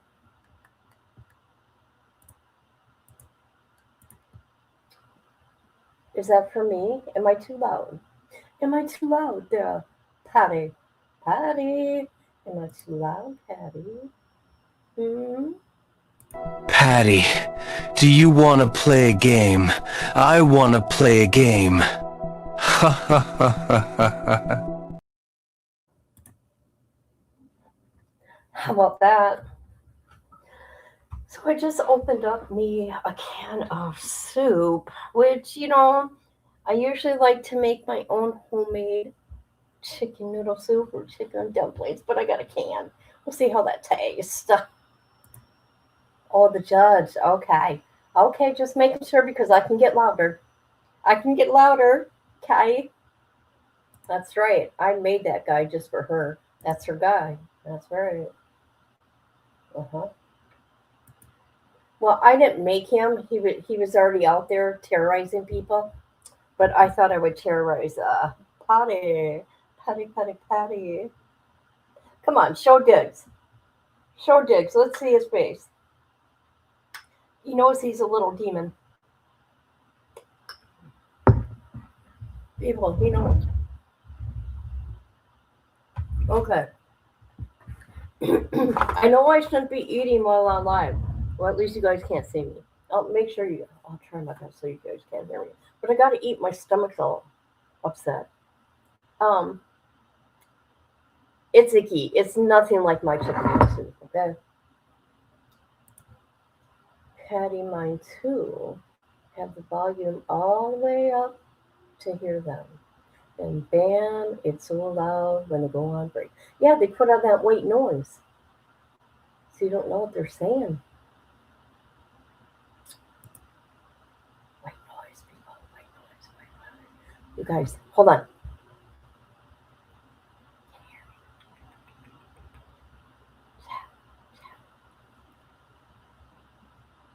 Put a fire in the chat if you can hear me.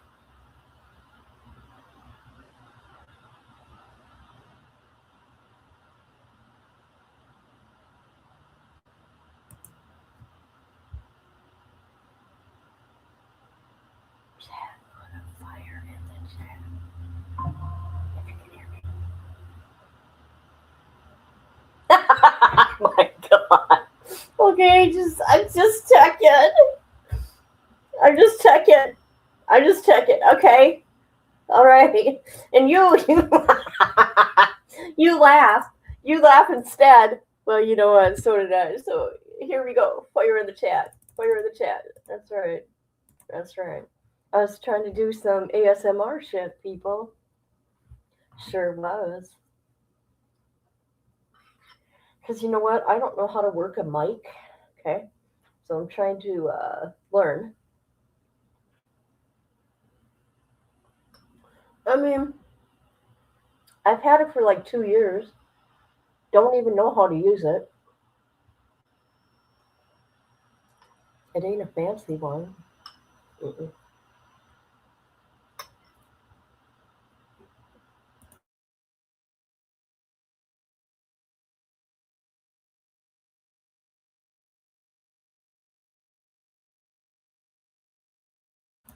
Hey, I see Amber's home now.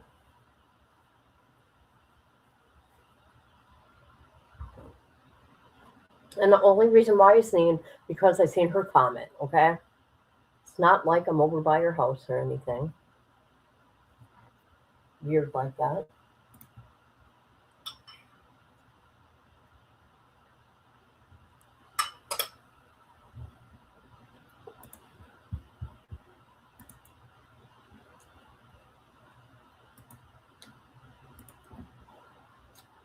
Yeah.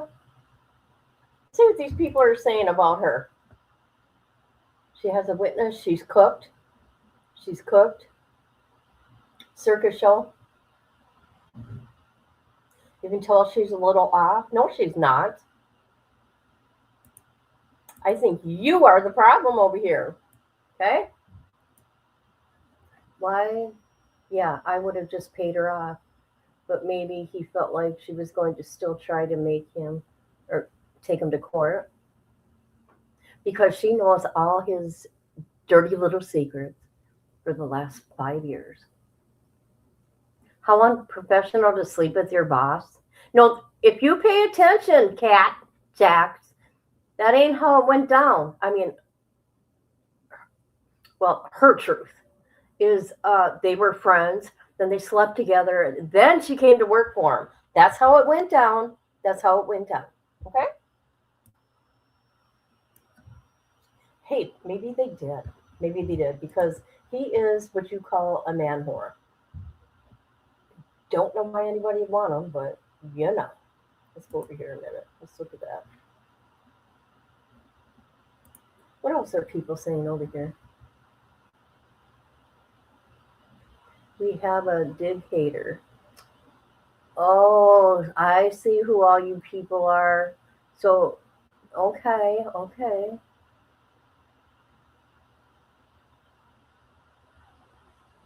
So they say that it's complete bullshit, that she's lying, not guilty, not guilty, not guilty. That's what these people are saying over here. And I'm just a hater on DV, period. Okay? Diggs should sue her. She's a lying hoe. Look at this stuff. Look at all these bots in there, you guys. I did not. I did not. I went. I don't know how. Let's continue in this bitch. Let's see. Oh my God, look at these people. Should I go in there? The court will determine if she's a victim or not. Diggs could be the actual victim. Stop it. Stop it, my mother child, too. Stop it. He is a man whore. Look at how he treated Cardi B, okay? You could tell that he did not like her in the public eye. He did not, yeah. So, hush up, my mother child person. Mm-mm-mm. She's a scorned woman. Okay, in my opinion, she needs to get her shit together because right now she's losing. Right now she's losing her case.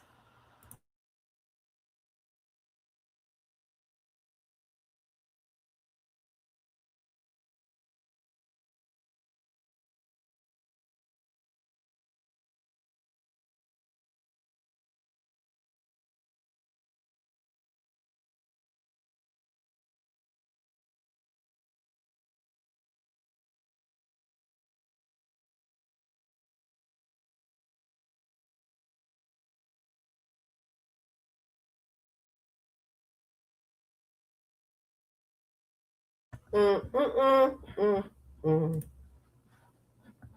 Okay. Oh my God.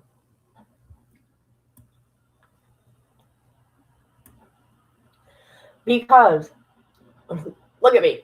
Okay, Snow Catfish, let me tell you something. Oh, look, what a name, Snow Catfish. And you say yes. I would ask why she didn't go to the PD right away. Because he's scary, okay? He's an abuser. You can see that, okay? I'm arguing with the chat all by myself. I should go in there and say something.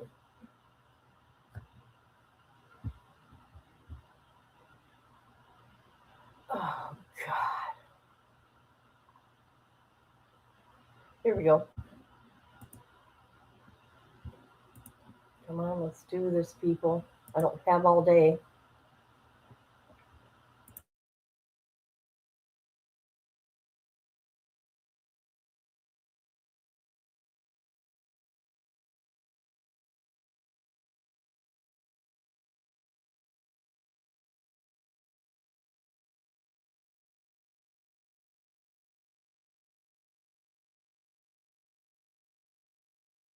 All right, they're going to be starting any minute now. I should. I could argue with every one of them. I could. How are they going to explain the text messages? For real? How? How? How are these people in that chat going to explain those? Just saying. Oh, did we got sound? Nope. The fear of how we proceed. Your Honor, may I approach us? Yes. Approaching now with a main direct potential is marked as Exhibit 3. Do you mind looking through this? It's a number of pages. And when you're kind of looked at it a little bit, you can look back at it.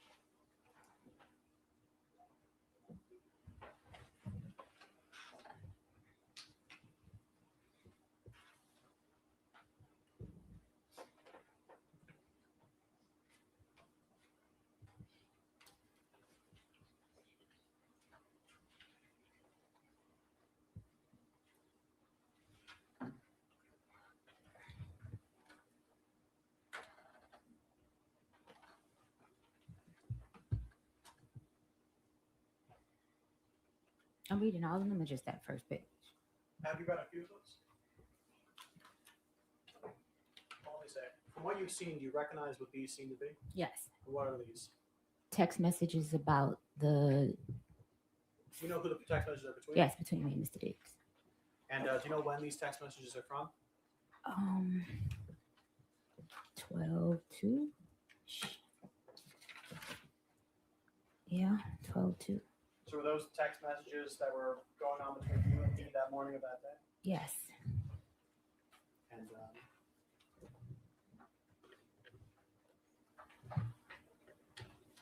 if I can ask you to maybe go to the third last page on this.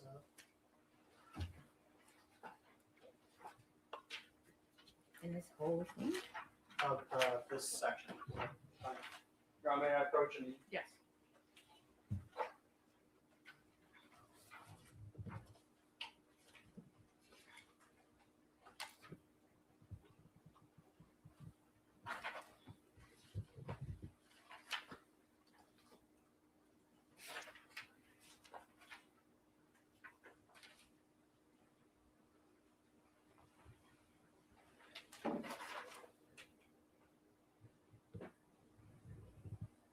Yes. So on the top page, there's a text that says pussy, right? Yes. And who sent that? I did. And how did Mr. Diggs respond? Show me I'm pussy. And how did you respond? Will do. And were those the last text messages sent before Mr. Diggs hit you? Yes. I'm not mistaken. Your Honor, may I approach once more? Yes. Bringing your attention now to what's marked Exhibit 4. Can you look through a few of these?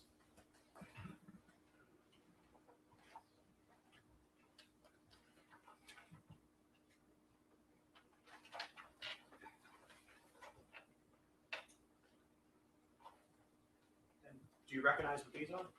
Yes. And what are these? These are messages that I sent him asking to be paid. And do you know when around these were from? It was a couple of days after.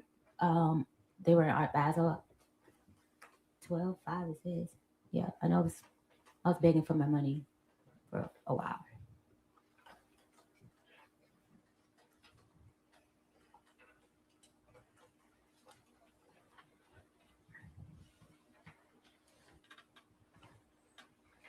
Just, I think, final question. When he was in the room, when he slapped you, when he put you in a headlock, was there anyone else in the room but you two? Just us two. And were there other people in the house? Yes. Do you know where they were in the house? downstairs. If I'm not mistaken.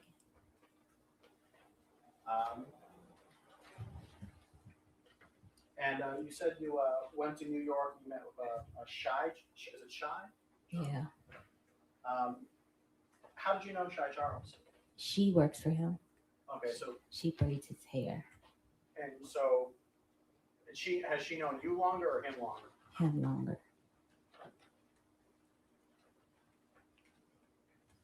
No further questions, John.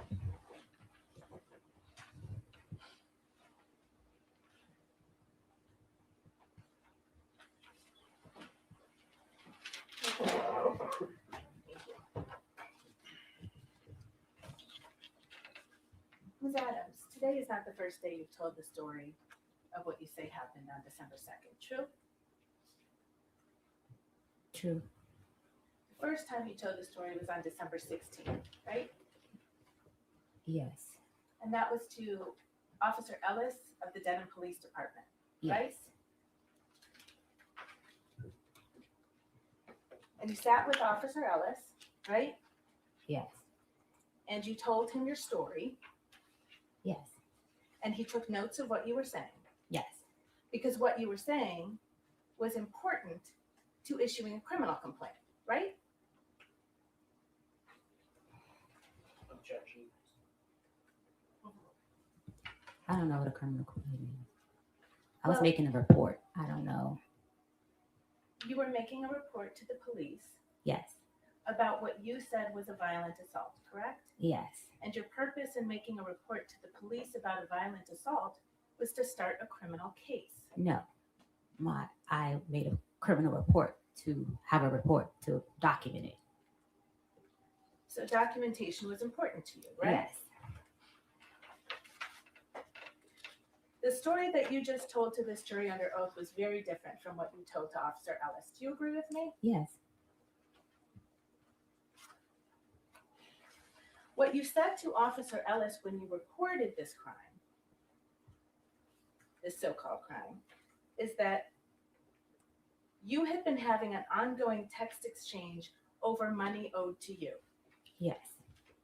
You told the police officer who filed the criminal complaint in this case, based on your word, that your fight with Mr. Diggs on December 2nd was over money. True? Yes.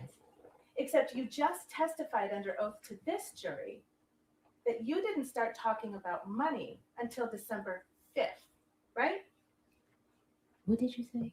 You just testified under oath to this jury. I have been begging for my money since December the 5th. Mr. Diggs, and throughout those messages, you can see that I was begging for my money since that day. Which message? Are you talking about Exhibit 3 that you just looked at? It's other messages that you guys should have of me begging for my money from Mr. Diggs. Ms. Adams, Yes. do you recall testifying under oath to this jury that your fight on December 2nd was about Lindsay, your anger at Lindsay, and you being told you couldn't go on the Miami trip? My anger was at Stefon. I never said my anger was at Lindsay. You were angry at Stefon on December 2nd Yes. because you were told you couldn't go on I the was Miami angry at Stefon because we were friends. He told me at the last minute I could not go to Art Basel. And yet, when you walked into the police station on December 16th, you said you had been having an ongoing text exchange over money owed to you. Yes, money owed to me after I asked Mr. Diggs on December the 2nd, when can I get paid? Your Honor, may I approach?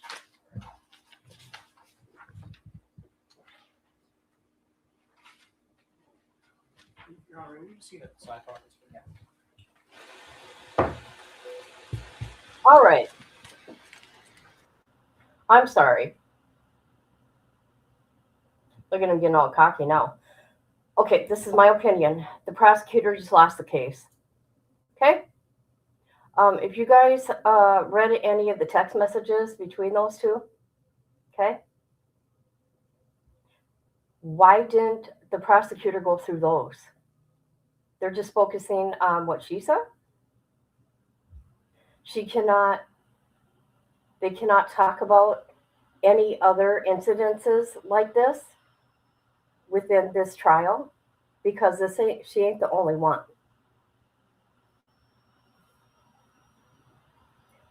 So if they do lose, right? What this girl can do is write a book or go on tour on talk shows and tell everybody.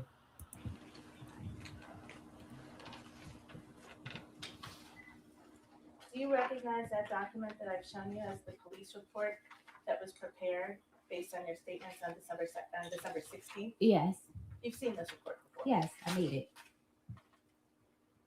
And you see on the report where it says, she said that on this date, the male that she worked for entered her unlocked bedroom.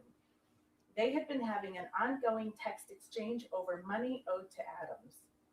She said that they began to discuss this, which apparently angered the male. I did There's no not. question pending yet. Do you see that language? Yeah. Did you say that to Police Officer Ellis on December 16th?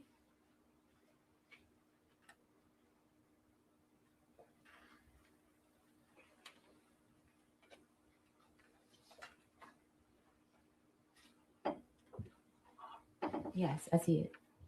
And that wasn't true, was it?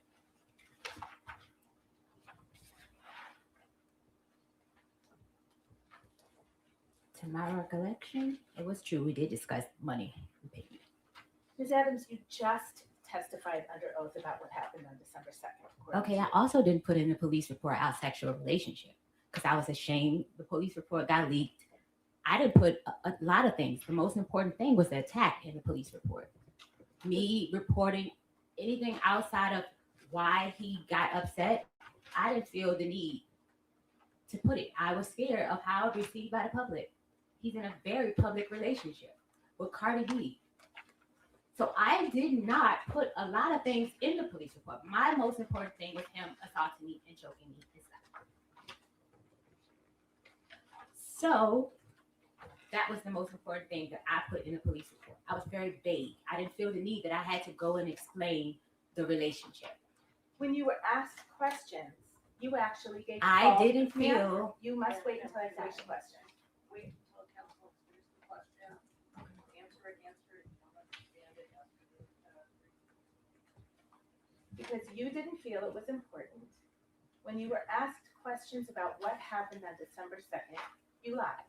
It did not change what happened on December 2nd.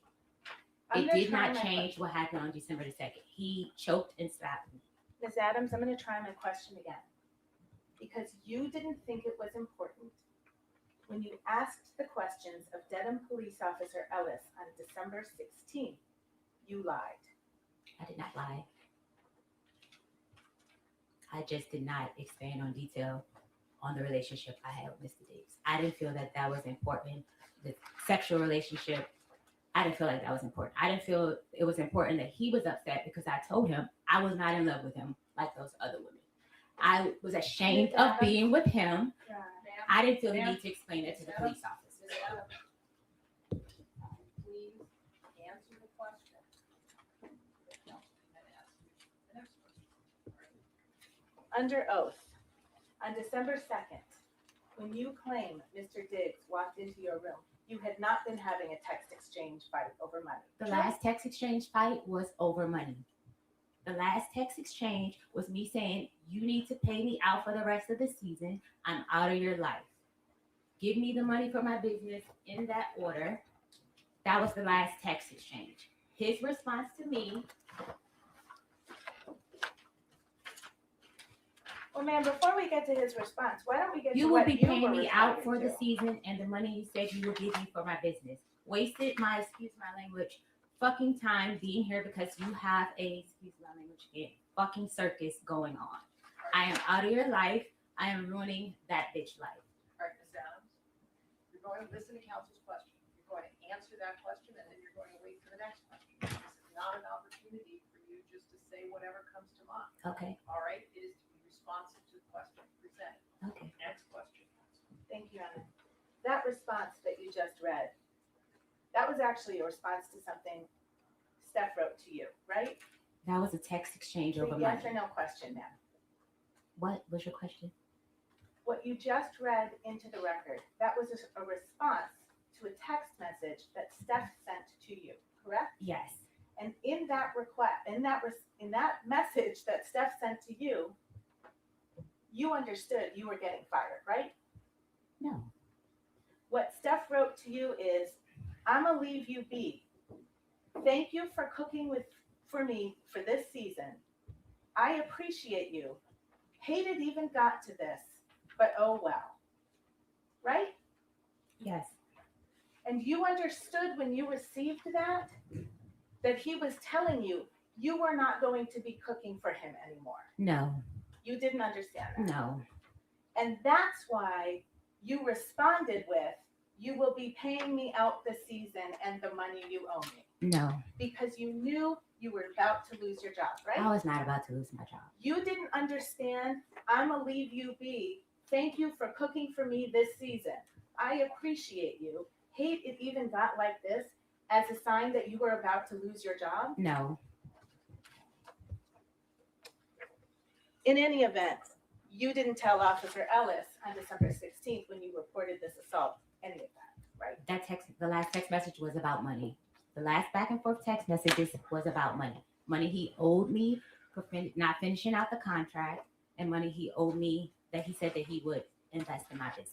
So I took a lower pay because Stefon agreed Your Honor, may I have that the witness instruction? I will have chance to work on my business by working with him. This happens. There's no question in front of you right now. And again, please answer the questions put to you. It is not an opportunity for you just to vent with your story.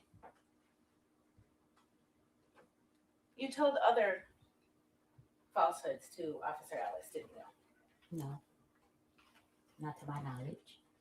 You told Officer Ellis that you had injuries from this alleged assault, right? I told him I had bruising, meaning redness, and soreness on my throat.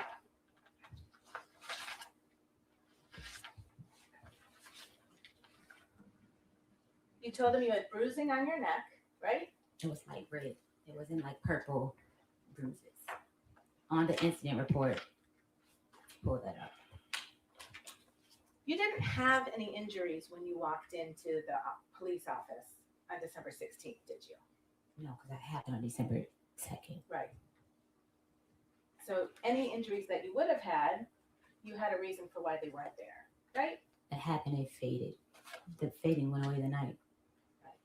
And did you take any pictures of your injuries? I was in shock. The first thing was not to take pictures. It was to get it together.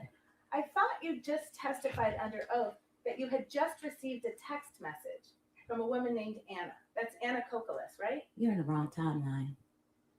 You didn't just testify under You're on oath. the wrong that Anna- timeline. You didn't just testify under oath that you were sitting on your bed, reading a cookbook, got a text message from Anna, and Mr. Diggs walked into your room? Mr. Diggs walked in minutes after I texted him. That's how I based the time on what time he walked in the room. Okay. So you had a phone in your hand when he walked in the room? My phone was on the bed. I was reading a book. I wasn't texting her in the moment of Mr. Diggs walking in the room. No. Okay. But you had a phone right there in your room? Yes. It's an iPhone. Yes. It's got a camera on it. Yes. You can take videos with it. Yes. And you do take videos with it. Yes. You take pictures with it. Yes. You take pictures of yourself with it. Yes. A lot? Not often. Not often. You have social media account for your business, don't you? Yes. Do you post things on your social media account? I'm not as active as I should be. You don't use your iPhone to take videos or pictures for that? I'm not a very active person on social media. I see. But you certainly had a phone in your room when you claim you were violently assaulted and injured, right? That has nothing to do or justify the reason I was attacked. It's a yes or no question, then. Yes, I had a phone. You took no pictures of your face or your neck or That your has chest? nothing to do. I need to finish my question. Okay. You took no pictures of your face on December 2nd, did you? No. No pictures of your neck on December 2nd, right? No. No pictures of your chest on December 2nd. No. You said Mr. Diggs hit you across the face. Did you have any marks on your face? No. You understand Mr. Diggs is a professional football player, right? Yes. He's an elite athlete. I don't know. He's an athlete. You don't know that he's an elite athlete? I guess. Okay. You call him that. And you testified he slapped you across your face, Yes, and you had no marks from it. I was red. I was red. I'm lighter complexion. Bruises, they get worse over time. Do you agree with me? It was redness. It wasn't bruises. Oh, hang on. There's an objection. Okay, go on the objection. That is overruled. You may answer the question. I have redness, Mark. Like I'm light skinned. I turn red when You also get bruises, don't you? if I hit something hard. Yeah. Right. And bruises get worse over time, right? Okay. I'm not Do they? sure. I'm not sure. I don't get bruises a lot. I don't recall. Do you recall telling Officer Ellis you were bruised on December 2nd? My idea of bruising is soreness, hurting. I was red. It was redness. My face was red and on my chest was red. I didn't turn purple or pink or anything like that. I didn't. It was redness. Because you didn't have any injuries when you walked into the police station on December 16th, Officer Ellis actually sent you a form to fill out to describe the injuries that you said you had on December 2nd, right? Yes. And you filled out that form, right? Yes. And you didn't do it on December 16th, did you? No. He actually emailed it to you, and you took 2 days, and then you emailed it back. True? Yes. Okay. And on that form, you put that your chest and throat were very sore for days after, right? Yes. And you put that you had redness, tenderness, pain, and bruising on your neck, right? Like I said, bruising for me is redness. It was sore. It was redness. Well, you filled out. Faded away and literally like maybe by the next day, if earlier than that.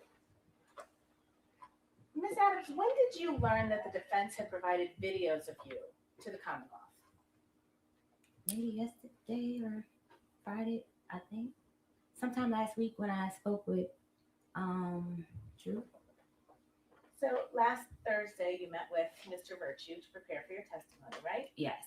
And you met with your lawyer as well, right? Yes.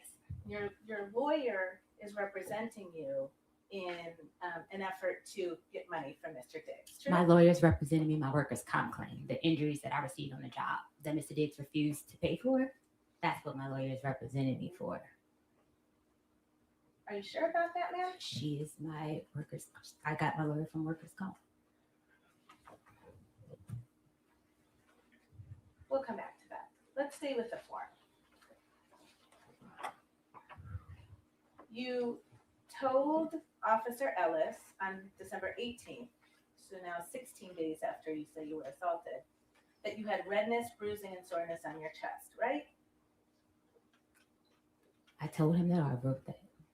Well, you wrote it in a form. You took your time and you chose which I checked the answers marks. to give, Yes. right? Okay. And you told him your shoulders were red and very sore, right? Right. This whole area here was sore. Across my chest, up here. And you told him your whole body was sore, actually, didn't you? It was. You told him it was difficult for you to sleep. I was very upset. And I think you testified today that Steph supposedly put his forearm around your neck, Steph did put his forearm around my neck. not his hand. No. Okay. But you told Officer Ellis he used his hand, didn't you? I told him to use this. This is the crook of his elbow. That is in the grip. You're on a minute approach.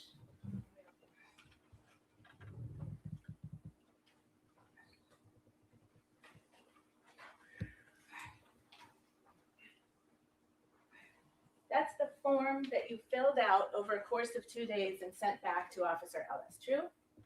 Yeah. And if you look right in under the heading method and or manner of strangulation suffocation, right in the maybe top third of that page. You see that? Yeah.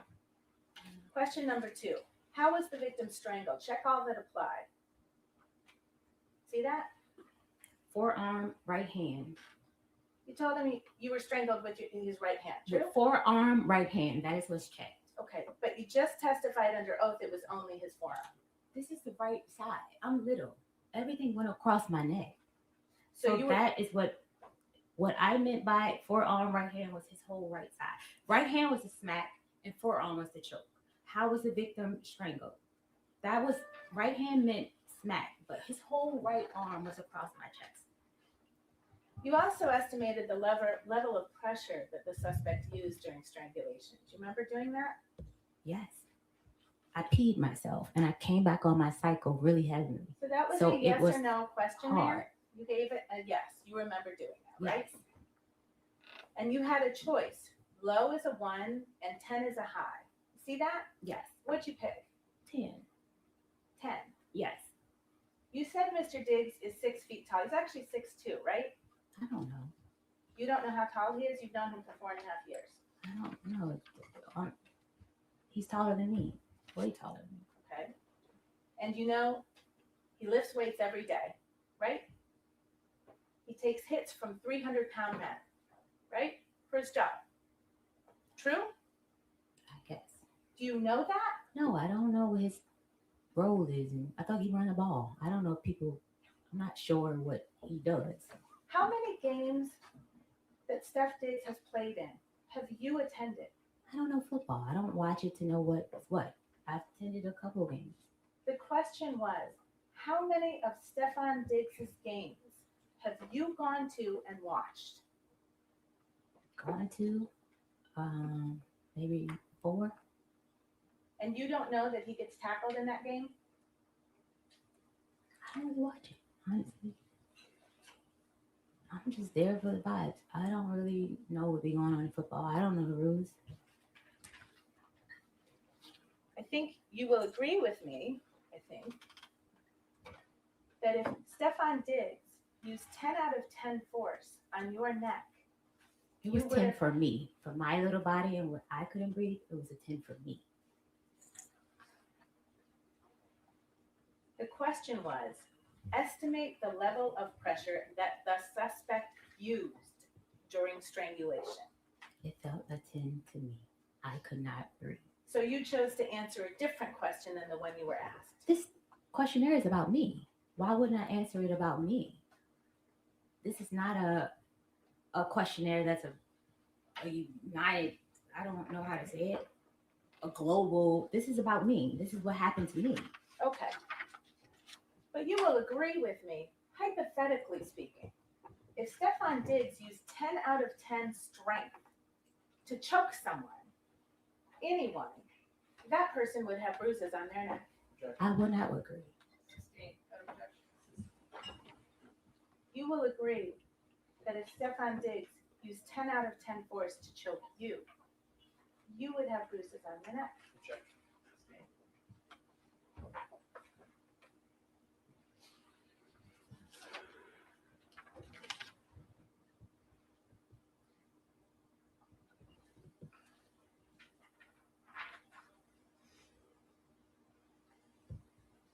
Now, you went to New York, you said, on the evening of December 2nd, true?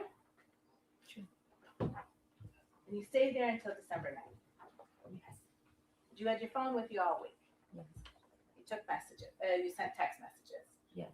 We know that because that's when you started talking about your money, right? I did what? You I testified. asked for my money. I didn't talk about money. I asked for him to have finance sign off to pay me. My mistake. Thank you. We'll get to that money too. And you didn't think it was important to record your injuries or take photos. No, I was in shock. This is someone that I love that put his hands on me. That was not my first instinct, was to go and take a photo. Sure. And then December 3rd, you didn't take any pictures. No. And December A 4th, very you didn't. complicated relationship. No, I did not take photos. And you didn't take any videos. No. And you didn't go to the ER. No. You didn't go to a walk-in. He already medical hadn't clinic. paid my medical bills. Why would I go get more medical bills? Objection, Your Honor. Move to strike. The answer would be stricken, unresponsive, jurors will disregard it, not consider. You didn't seek any medical attention, right? Unpaid medical bills. Your Honor.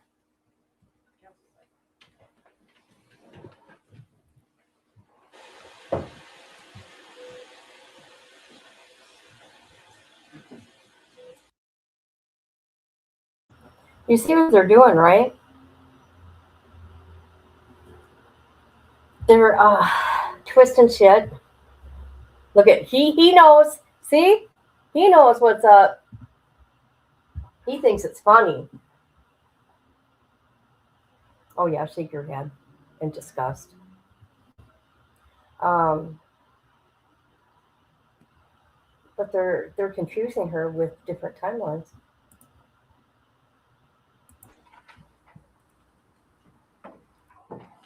When you were with Shy and Tolly for that week in New York City, you didn't say anything to them about I don't know Tally. I just met Tally on the night of December the 2nd. Okay.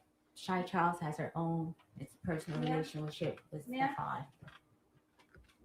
I need to be able to ask you questions. Okay, I and thought you I was need to give me still answers. answering the first question that you said. You didn't let me finish. We're going to take it again, just a question at a time. This is an opportunity for a narrative. And so let her ask her question, all right, and then answer the question. And if there is, if you're feeling that you're not being allowed to finish, just take the question out. Okay, say it. You didn't tell them anything about being assaulted. These are not people I trust to tell anything of that nature to.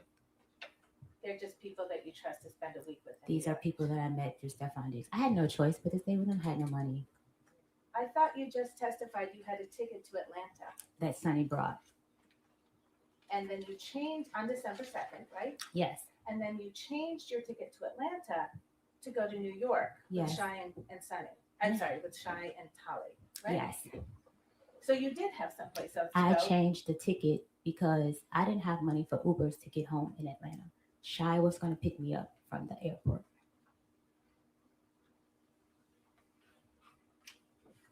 Okay. I didn't have a place to stay in Atlanta. I given up my place to stay with Stefon Diggs. So I didn't have money for a hotel or Airbnb to go home to Atlanta.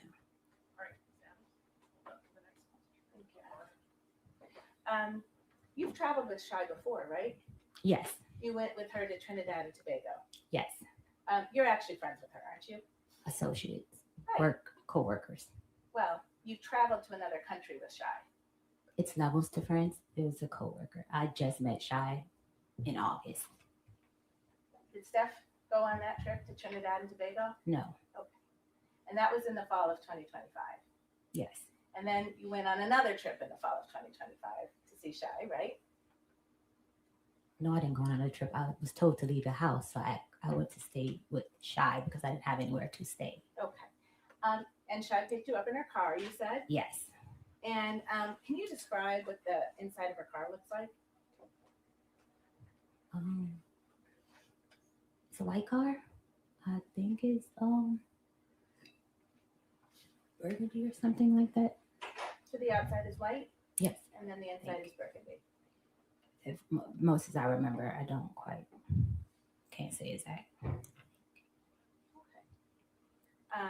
And Shy has a dash cam right in her car, doesn't she? Not that I'm aware of.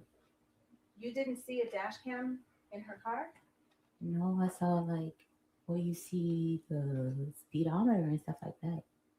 No, not down on the panel where people look when they're driving.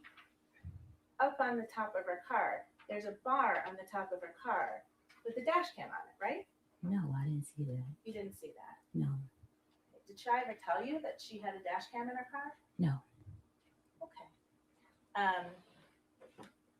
Did you know that you were being recorded on that dash cam on December 2nd? No. Did you know you were being recorded on December 3rd? No. You know now you were recorded, correct? Yes. And you've seen the videos that came from Shy's dash cam in her car, true? No. Oh, you haven't seen them yet? No.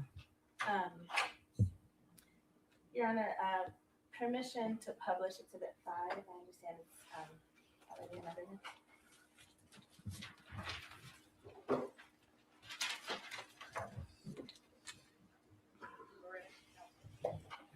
Sorry, maybe we can see a sidebar.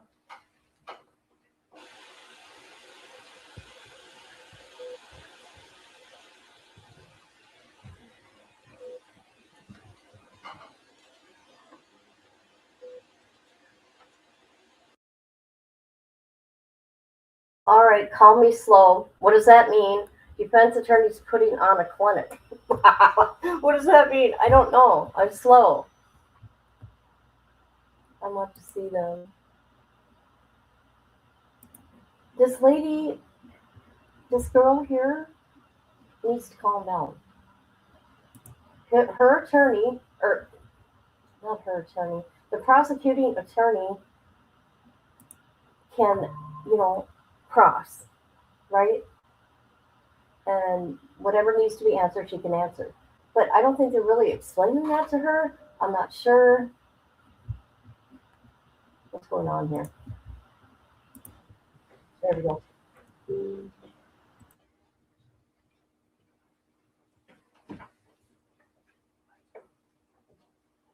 I believe you testified that you first became aware that there were videos of you last week. Yes.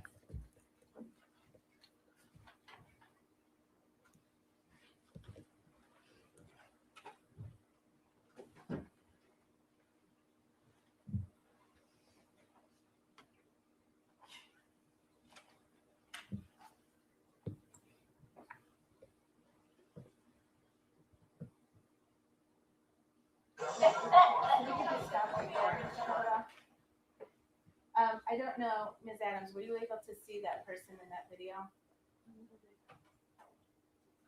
If not, we can play the whole thing. Okay.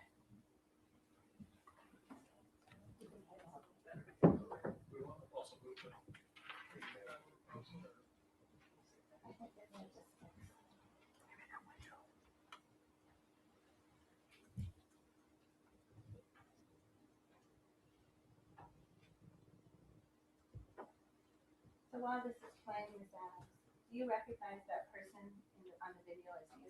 Yes. And you're sitting in the front seat of Shai's car? And this is you when you were, just after you were picked up from LaGuardia Airport on December 2nd, right? Yes. Was there someone else in the car to your memory? No. I'm sorry? No, not when she picked me up. Okay. Did Tali Moses also get picked up from LaGuardia just after you? No, she got picked up with her boyfriend's house in Queens. Okay. But she was eventually in that car with you. So Shai was driving the car, is that right? Yes. And then you're in the front passenger seat as we see you? Yes. And then did Tali sit in the back behind you? I'm sorry? Behind Shai? Okay. And this was all on December 2nd? Yes. And this is the day you say you were violently assaulted? Yes, that doesn't justify prove that I wasn't assaulted because I learned how to save face. Okay. Mr. Kettlewell, can we also show the next video?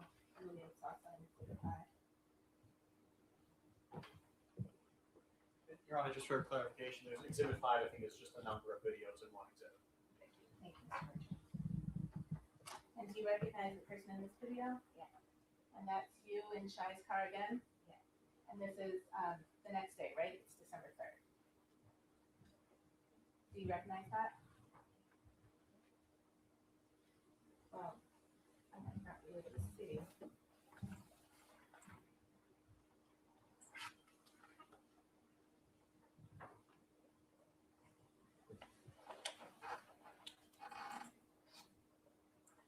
I'll give you, Mr. Kettlewell, is this marked as exhibit 5 also, the stills?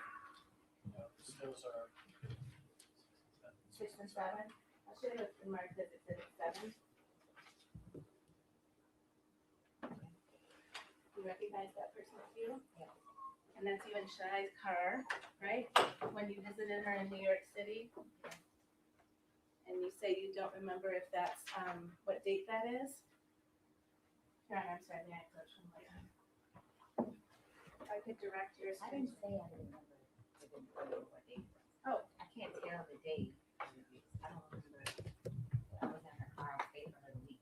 Okay. You're telling me it's December 3rd. If I can direct your attention to this line right here. See how it says 2025 1203. Do you know what that means? Okay. But this is you on your New York trip. with Shy in her car? On New York State. Okay. This has not been preliminary marked. Right, so offering it. I believe that is intent to be in the thumb drive. It's in the thumb drive separately. Stills, though, I think Mr. Kirk is referencing, and nothing more than 6 or 7. So if you want to use them there. I have no objection to those stills being marked as 6 and 7. Thank you. This would be exhibit 7. That is been Yes, thank you, Mr. Clerk, and this is, for the copy for the court. yes, sir. This is exhibit 6.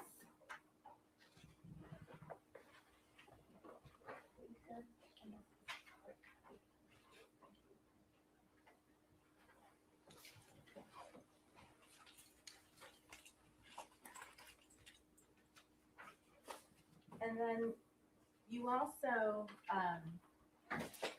had some videos taken of you by Tolly while you were in New York, right? I don't remember. I don't recall. Do you remember? Well, first, you, Shy, and Tolly all stayed in Brooklyn in New York from December 2nd to December 9th, right? Yes. And you all stayed in the same bedroom, Yes. slept in the same bedroom. Yes. And we're together a lot of the time that week. True? Mostly yes. Okay. And there was one night where you and Tolly were kind of goofing around with the video and taking videos. Do you remember that? I don't recall it. Okay.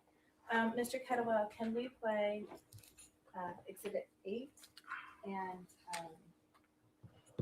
well, before we do, I would move Exhibit 8 into evidence. It's a video from December 6th. Thank you. Just no objection to that for the record.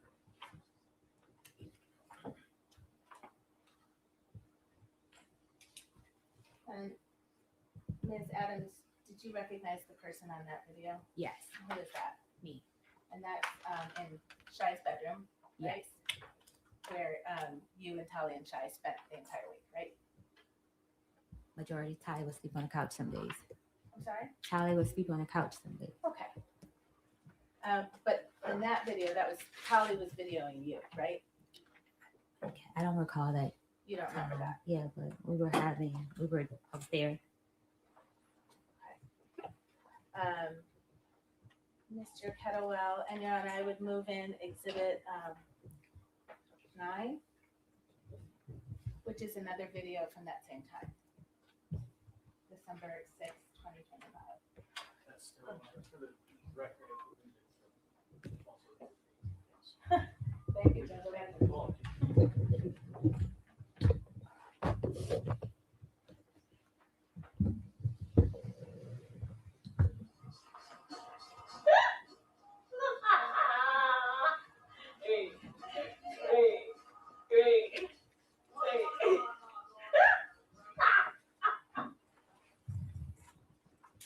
Ms. Adams, that was you on that video, correct? Yes.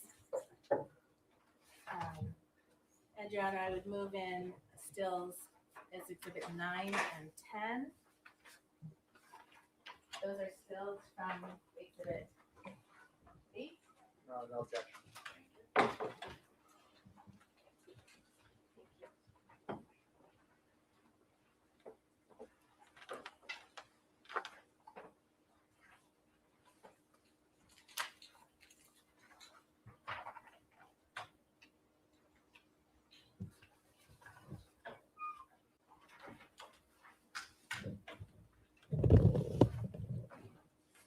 And Ms. Adams, I just ask you to look at those and tell me if that's a fair and accurate representation of you from the week you spent in New York That day, yes.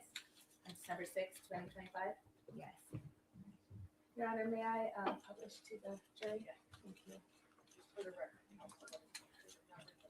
I am offering to the jury Exhibits 9 and 10, which are two stills taken from the second video of Exhibit 8. No objection.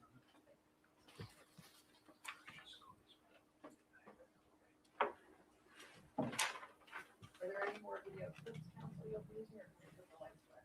I think we can put the lights back on, Your Honor.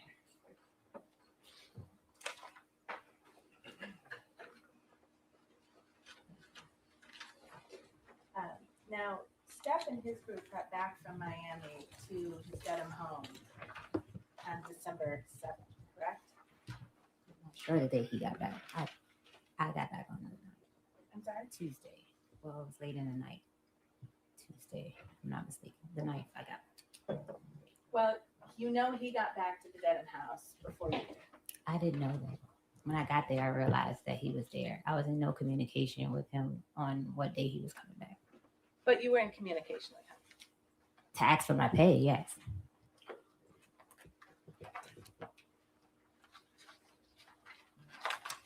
Can you turn to tab C, which has been marked as Exhibit 3, please?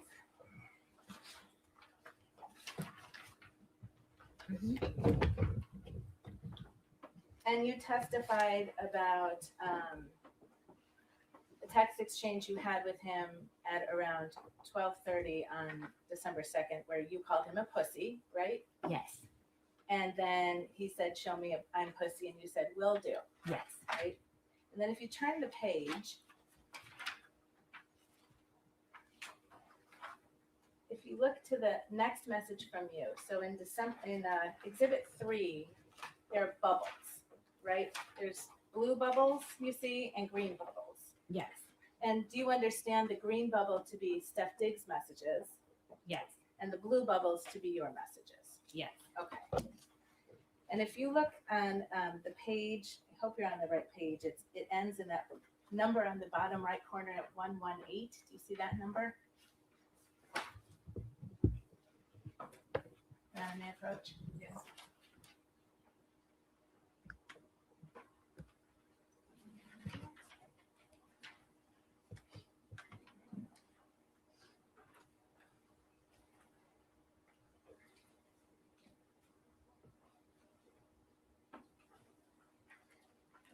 So 117. The page we just looked at. Looking at 118, your first message. And do you see down here these numbers here? Yes. So this message was sent on December 5th, correct? Yes. And you sent it. Yes. So now this is 3 days after the violent assault that you talked about. Right? Yes. And what did you say in that message?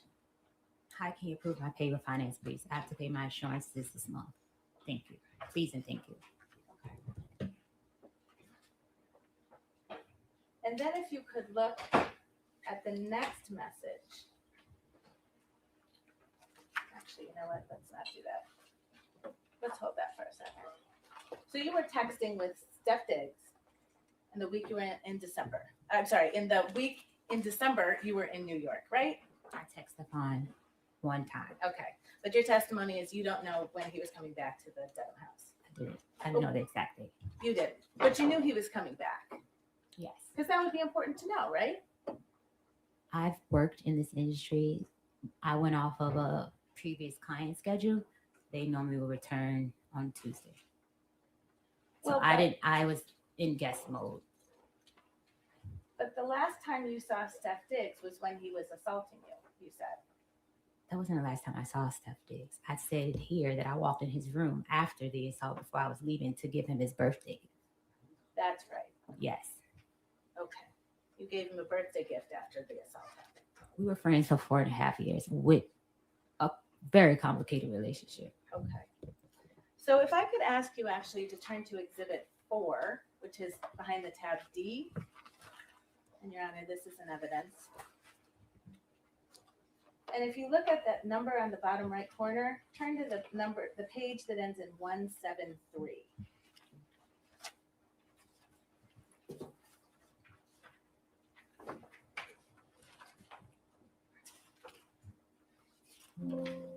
And I'll ask you some questions before we get to that substance, okay? Mm-hmm. I think you testified on December 9th, you went back to the Dedham house, right? Yes. And you got yourself an airplane back to Boston, right? Sonny got me an airplane back to Boston. Okay. And you landed at Logan Airport at night. Yes. Then you took an Uber to the Dedham house. Yes. You arrived around 11:30 p.m. Yes. You were alone. Yes. You came by yourself. Yes. Didn't bring anybody. No. Okay. And when you got in the house, you went and knocked on Steph's bedroom door. I went to put my things away and I knocked on his door. Yes. I'm sorry. I went to put my things away and knocked at his door. And that was around midnight on changing over from December 9th to December 10th, right? That's what it says here. I don't recall the time. It's what the messages say. Well, he didn't open his door, did he? His code was different. He changed the codes when I came back. Right. Because in that house, the bedrooms all had key codes on each door, That didn't he they? controlled. Yes. Did the bedrooms all have key codes on that door? Yes, that he controlled. I'm sorry. This is a yes or no question. See if you can try it. Did all of the bedrooms in that house have different key codes on them? Yes, that he controlled. So you can. What do you mean? You had a key code on your door, right? Yes. And if it was shut, it would be locked, right? No. The door had issues. I would often text Sunny, could she check and make sure my door was locked? I'm sorry, when did you text Sunny to please check if your door was locked? When I left the first week of November, when he made me leave to have female guests over. Your Honor, that answer is not responsive, will be strict. So on December 9th, round about midnight, when you got back to his house alone, Yes. you went and knocked on his door, right? Yes. And he didn't open it. I didn't knock. I tried to get in the door. Okay, you tried to walk into his door. No, that's how I would go in his room. I would unlock his door. Sure, just like always, right? When he needs food and his door was closed, I would go in his room. Right. I never went in his room without permission. You going in there on December 9th is no different than any other day, right? No. And when you weren't able to get in, you actually sent him a text message, right? Yes. And you told him, can you read what you told him? I was coming to ask you what time you have to be at work and to say hi.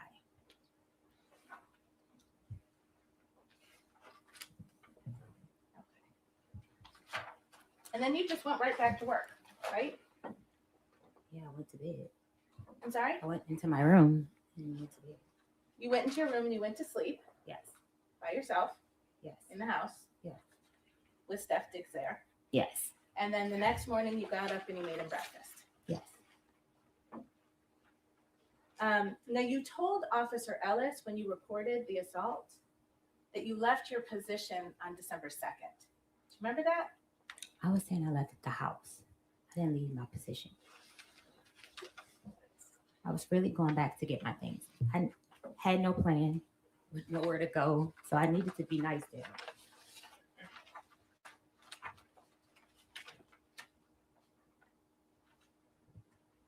Did you tell Officer Ellis after the alleged assault on 12/2/2025, Adams left her position and left the residence to stay with a friend in New York?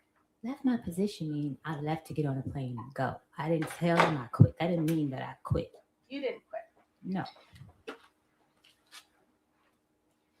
Did you tell Officer Ellis that on 12/9/2025 you returned to the house just to get your property? Yes, I was going to get my property. But you were also going to work for a while first? Basically, I was going to get my property. I was trying to get my money. I asked Mr. Diggs the next day about my money when I returned to the house. And you kept on cooking and doing your job for a whole nother week, didn't you? No, I stopped cooking. If I'm not mistaken, I didn't cook over the weekend because I said on the 11th, I asked Mr. Diggs in front of his mother and Shy Charles about my pay. Okay. That was another text. I'll ask a different question. Okay. On several days of that week, you simply kept doing your job, right? And asking for my pay. That's a yes or no question now. Oh, yeah. Yes. You kept doing your job. Yes. Officer Ellis was wrong when he wrote that you left your position on 12/2. I left the house. So him put in position didn't mean that I left my job as a chef. I left the house on December 2nd. So you told Officer Ellis that you left your position, but you meant you left the house to go to New York. So I left for the day. It wasn't that I was saying I quit or saying it in a way that I quit my job. I didn't say that. You've mentioned Mr. Diggs' assistant, Sunny, a couple of times, right? Stealing Sunny, yes. I'm sorry? Stealing Sunny, that's what he calls her. Your Honor, I move to strike, and I'd ask that the witness be instructed to please answer a question. That answer will be certain in the jurisdiction. And if you don't understand, please ask counsel to restate it. Thank you, Your Honor. Sunny was a friend of yours, wasn't she? No, Ms. Adams, you texted Sunny all the time, didn't you? because that was my contact. Go to contact for payment, go to contact if I didn't have access to his card or I didn't have no money on my card to order food. And we would discuss things at work.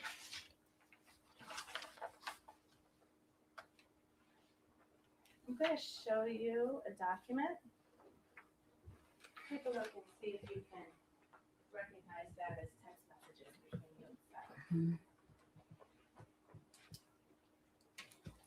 I'm just, can I see what this is? Oh, of course.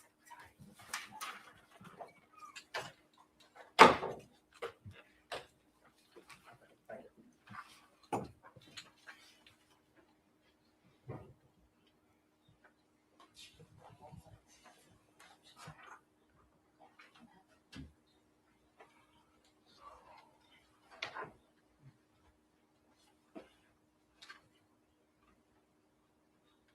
Do you recognize that document as text messages between you and Sunny?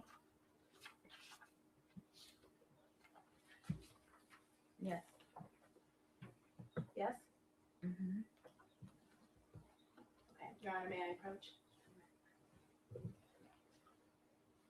Document doesn't have numbers on it, so I'm just going to do it through. Do you see where the messages start on Thursday, December 11th? Yes. At 7:44 a.m. You see that? Yes. And this is an exchange between you and Sunny, right? Yes. And you write to her, morning, did you change my door code, right? Yes. And that's what you were just talking about. Each door has its own door code in Steph Diggs' home, right? Yes. And you were having trouble getting into your door code on December 11th. Yes. And had you been having trouble getting into your door code since you got back on the evening of the 9th and 10th? When I walked in on the 9th, it pushed right open. Okay. All right. So it changed in somewhere around there. When the morning, maybe when I walked out the door, that morning I made breakfast. I'm not mistaken, that's the morning that Yeah, ma'am, I'm just going to stop you because Okay. it's not responsive. all right. All right. So on December 11th at 7:44, you asked Sunny, did you change my door code? And she says, no, I don't know the code. Right? She doesn't have access to change code. Okay. And she says, Rich? Question mark. Who's Rich? Rich was like somebody that helped around the house. He was like a maintenance guy. I Right. don't call him that. Someone to help around the house. He did a lot of stuff for Mr. Diggs. Okay. He wasn't And a he was at the maintenance house a person. lot, right? If we needed anything else, we would call Rich. Okay. And you say to Sunny, I asked, he hasn't answered yet. And then you say they changed it, right? Yes. Sunny asks, who changed it? Your Honor, maybe we can see inside.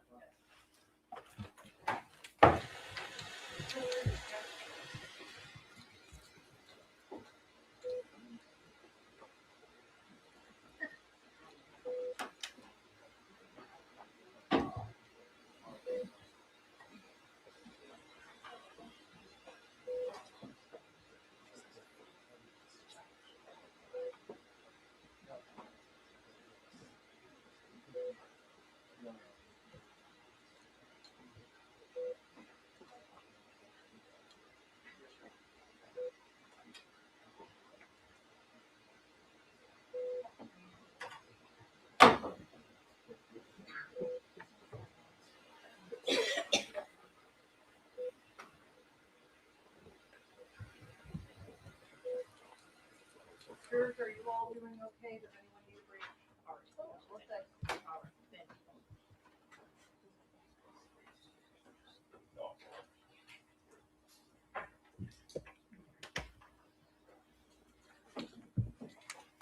All right, so you say they changed it, right? And Sunny asks, who changed it? And what did you say to Sunny? He said they. He said they. So What else did you say to Sunny?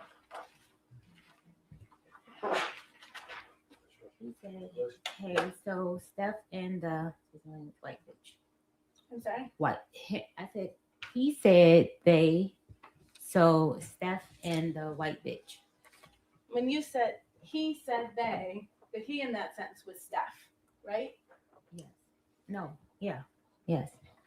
And the they, who is that? Them two together. So your testimony is, so the white bitch, is that Lindsay? Yes. Okay.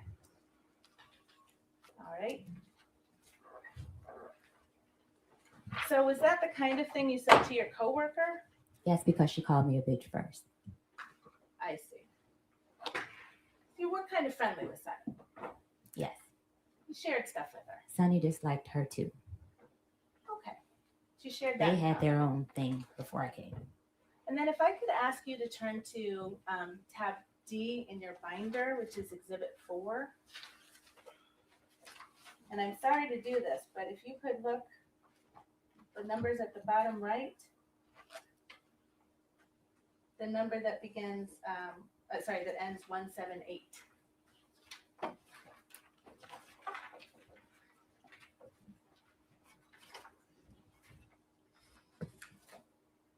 You there? Mm-hmm. Okay. And so that text exchange with Sunny, that was at 7:44 a.m. on December 11th. Yes. All right. And if you look at these messages on page 178 of Exhibit 4, this blue message at the top is something that you sent on December 11th, 7:52 a.m. Do you see that? Yes. And you sent it to Steph. Yes. What did you say to Steph? Did Lindsay change my door code? And why can't I get into my room? Okay. And then you and Steph kind of have a back and forth about the codes and why can't you get in, right? Yes. All right. I remember that. That's not listed here though. And meanwhile, you're also having a text exchange with Sunny about Steph and the white bitch, right? Yes. Objection, Your Honor.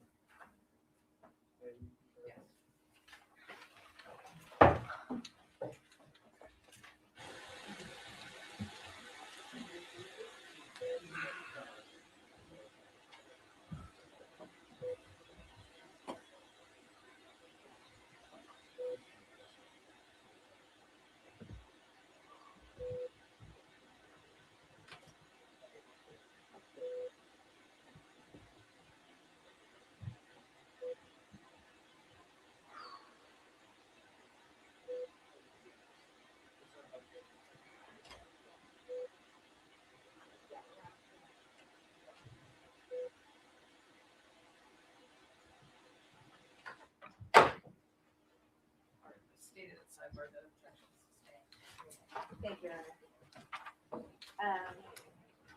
So you and Steph have some back and forth that same morning, December 11th, right? In text message. And he explains to you, if you can turn the page to 2 pages in, page 180. He explains to you, I didn't know if you were if he was going to come back or not, so I had him changed. Right? Stefon know why he had that door lock changed. Is that what he wrote to you on December 11th in the morning? Yes. Okay. And what did you respond?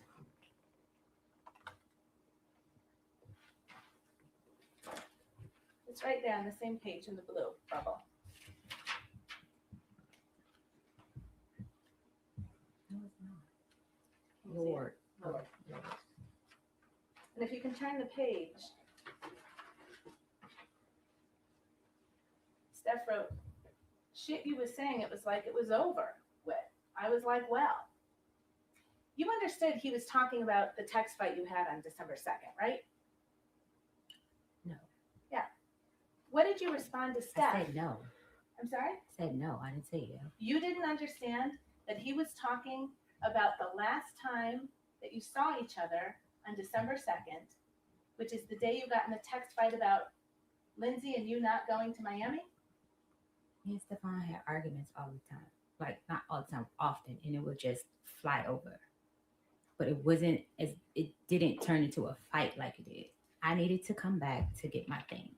Let's see what did you respond to Stefon on December 11th? And this is now 9 days after you were assaulted, supposedly. I was assaulted. It wasn't supposedly. What did you respond to Steph? Was very emo. Sorry I made you feel that way. I don't want to leave. I want to stay to take care of you as long as I need you. And you sent him a second message. Really sorry, Steph. You were angry with him on December 2nd. You already I testified to that. needed to be nice to Stefon in order to get my pay to leave. I'm sorry, you were texting? I needed to be nice to Stefon in order to get my pay to leave.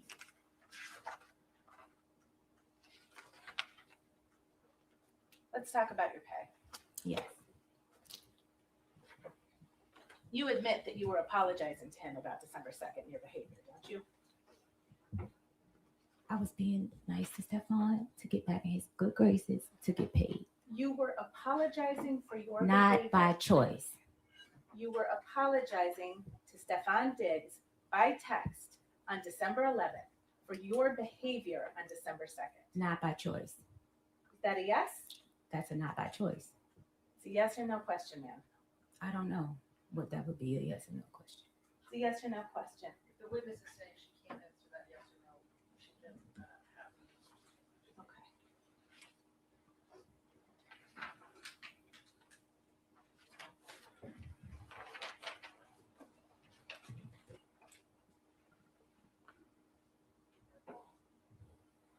All right, so your claim, I guess, is that Steph owed you money.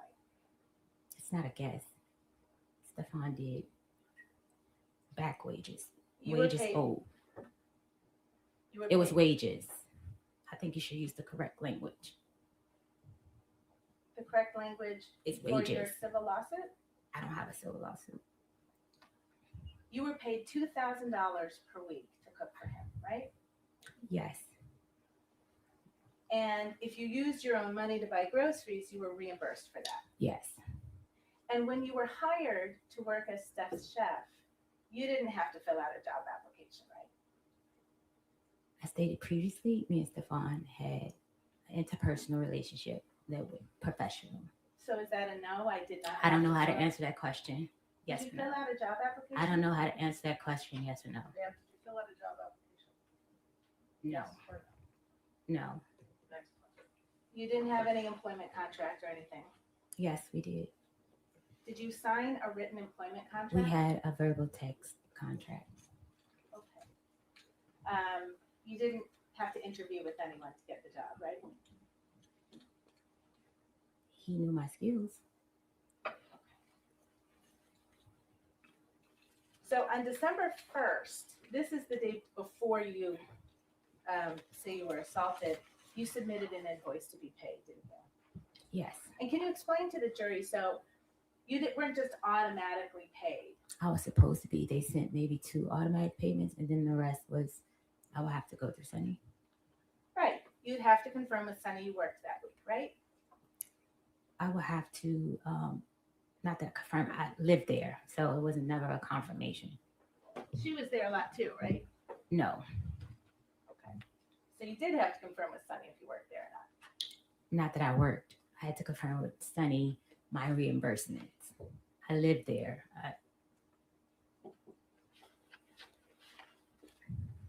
And on December 1st, what you did was you took an invoice for money you claimed you were owed, right? It's not a claim, it's money that I was owed. You submitted an invoice on December 1st for payment, right? I don't recall. I don't know the exact date.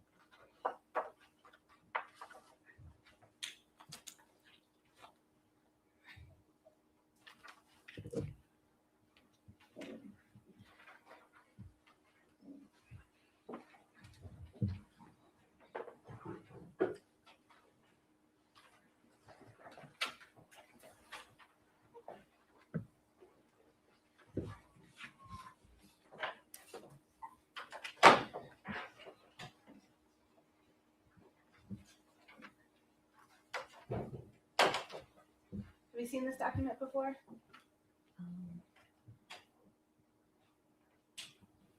Yes, It's an email dated December 4, 2025 from Melissa I Goddard. saw that in a text screenshot. That email that Melissa has of mine was not working in time. This was a screenshot that Stefon sent me. I never received this email. Okay. This is an email from Melissa Goddard. I never received it to my email. Did you see the text of this message before? I seen a screenshot similar. I You know. can't recall You know the you exact have. message. Would you like me to give you a document to Sure. refresh you? Yes.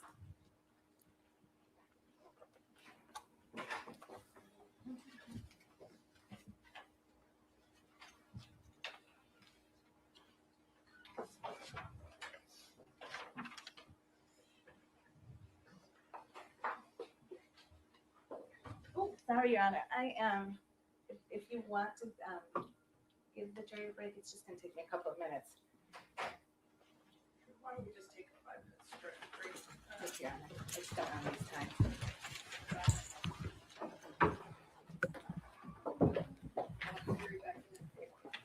All rise, jurors can step down.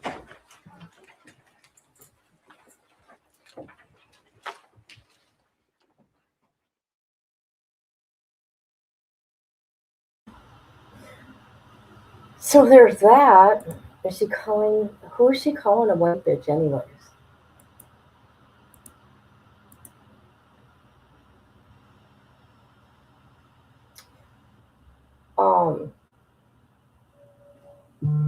Yeah, she's screwed.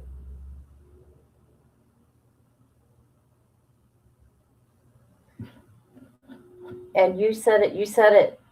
I agree with you 100% here. He bought that footage. Bought that footage.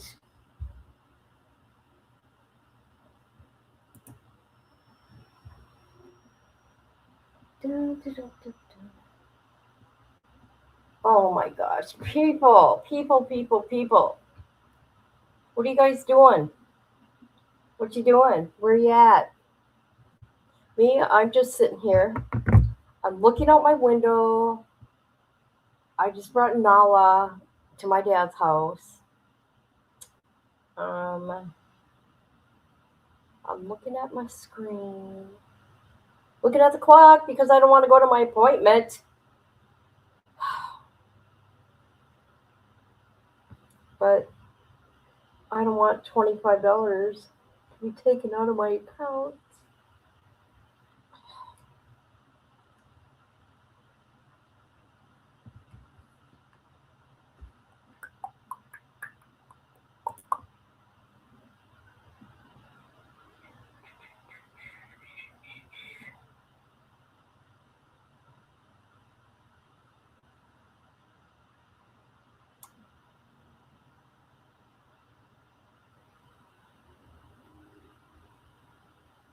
I think every one of you are just too quiet today. I'm not understanding why do people being so quiet. I'm loving the rescue puppies we have. Oh yeah. You're what? I'm in. Oh, okay. Gotcha.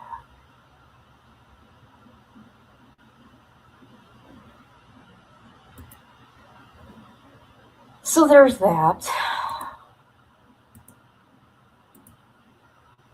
Let's see what's going on the YouTubes. Check this out, people. Check this out. Since we're waiting, I'm going to check out this case right here. We got drama in the courtroom. There was some drama here. Let's looky here. We're going to my homepage. I don't care. You people can see what I want or get an idea. I don't care. I survived brutal home invasion, and I married the DA who put my hold on attacker away. Who are you? I still 20 years later. 20 years later, Kimberly. She was 20 years old. Hold on. I think I remember her. Look at that baby face. Look at that baby face. I think I remember this case, but I had no idea she married the DA. Heck no, look at that. Did not know. She got a website too, huh? She's an advocate. Let's look. I had zero clue this was even a case. This is a really? Oh. Okay, let's see. From victim to survivor. Okay, you go girl. Oh, look at her. Can you imagine? Could you imagine being attacked when you're sleeping, man? That'd be awful.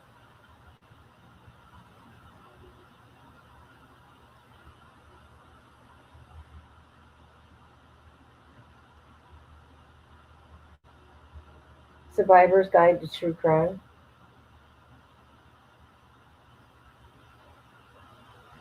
She's a pretty lady. But I do remember this lady's face. I do remember that face. That cover girl face. Okay, people. I'm about to take Scarlett to the pool. Are you? Yes, I am. Okay. Okay. Yeah, I'm going to talk to you later because I want you on a panel with me at a later time, and I'm going to tell you why, okay? Because I need your specialty, okay? Opinion on things.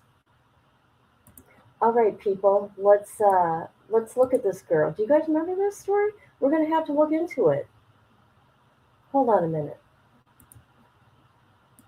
Because I remember her face. It must have been a really bad home invasion. What did they make? A movie out of this? They've had to make a movie out of it. Maybe that's why I recognize that face.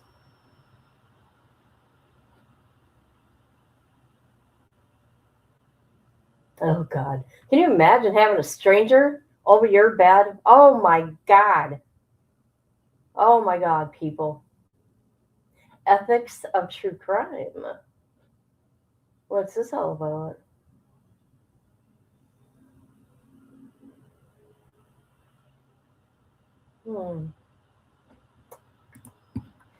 Well, we'll have to look at that in another time, people. Okay? That's what we're going to have to do. Well, I am. By the way.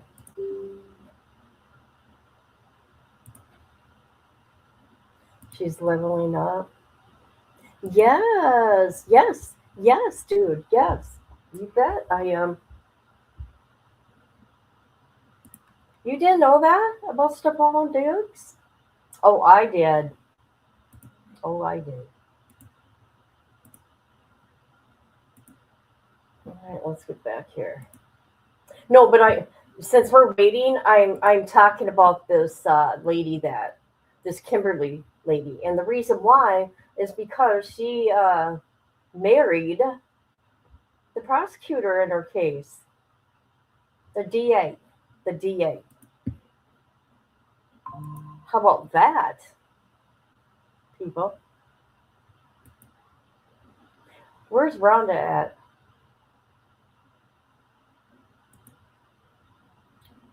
I'm gonna look into that.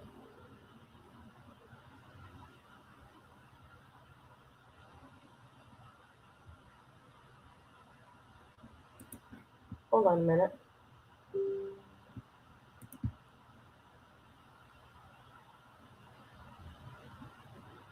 Must have been high profile. I know. I was just being careful because it's not my child. Cute name. Nice.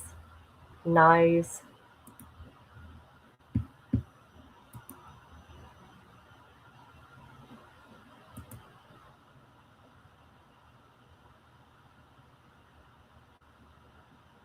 So this happened in 2006?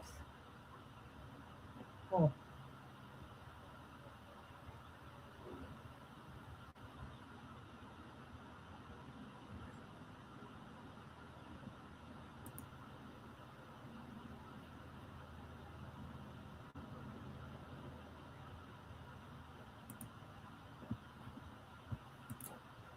Stranger over the bed is why we sleep with guns. I'm telling you. God, I don't know what I would do. I just don't know. It's a fear, though. It's a fear of mine. I will say that. But I would kick ass. I could tell you that. Because you know what I do? I'm not one of those people that freezes, okay, or runs. I fight. I'm a fighter. I'm a fighter.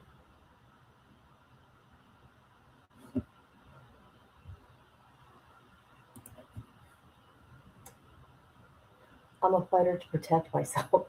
I better correct myself. I better correct myself. What? All right. Oh, here we go.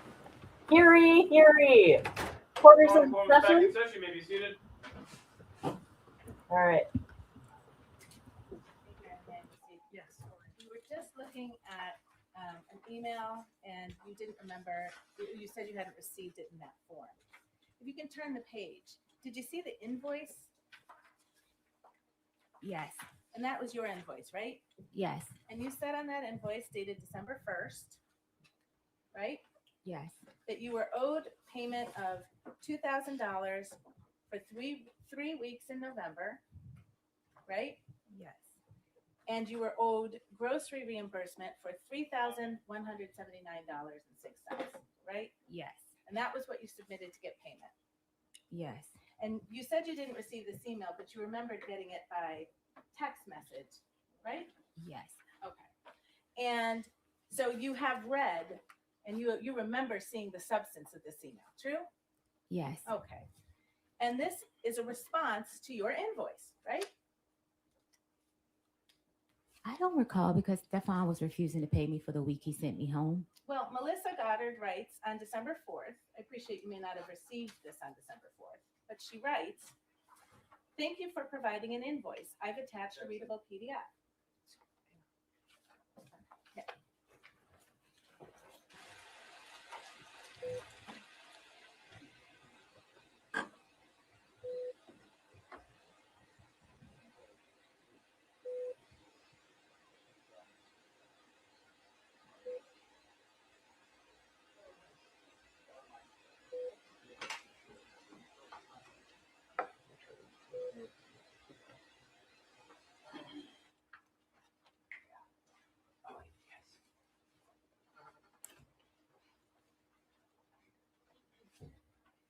And it turned out, Miss Adams, you had gotten paid for 2 of the 3 weeks that you said you hadn't gotten paid for, right?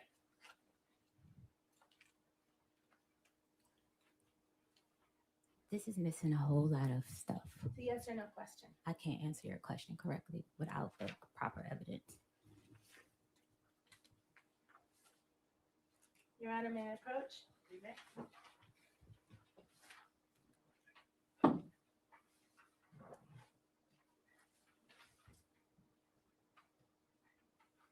Do you recognize this document as text exchanges between you and Sunny?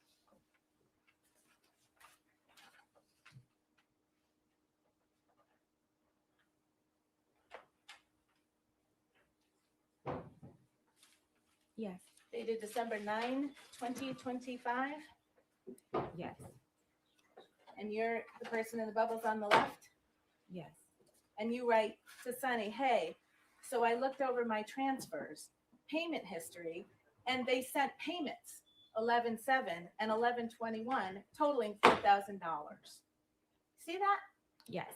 So you knew that you had actually been paid for 2 of those 3 weeks that you tried to get paid for again, right? What's your name? I never got your name. Did you know I that don't you know. had I been was trying to paid- address you by your name because I'm not this. I don't know. I can't answer that question correctly. You knew on December 9th that you had been paid for 2 of the 3 weeks you said you hadn't been paid for, didn't you? I don't understand the question. You just acknowledged you wrote it to Sunny. I was supposed to be paid for the week I was sent home. So Okay. I sent the incorrect amount because I didn't know he wasn't paying me for that week. Right. So you sought $6,000 instead of $2,000. That's my calculations was Right. And so that last week, that was a week you didn't work, right? Because I was sent home. Right. So you weren't in the kitchen cooking. Mr. Diggs sent me home because he had girls at the Ma'am, house. whatever you're going to I add should is be not paid. responsive, Your Honor. Yes. Adam, do you understand the question you're being asked? I don't Answer understand. her question.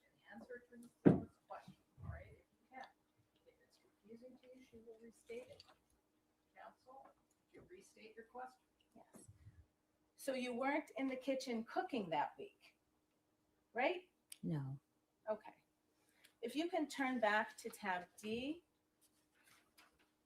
the page that ends 171, this is exhibit 4. It has been marked and admitted into evidence. Let me know when you get there. You there? Mm-hmm. So these are both, on this page, these are both blue bubbles. So this is your text messages, right? Yeah. All right. And on December 9th, 2025 at 2:27, you text Steph Diggs, right? Yes. And what do you say to Steph Diggs on December 9th?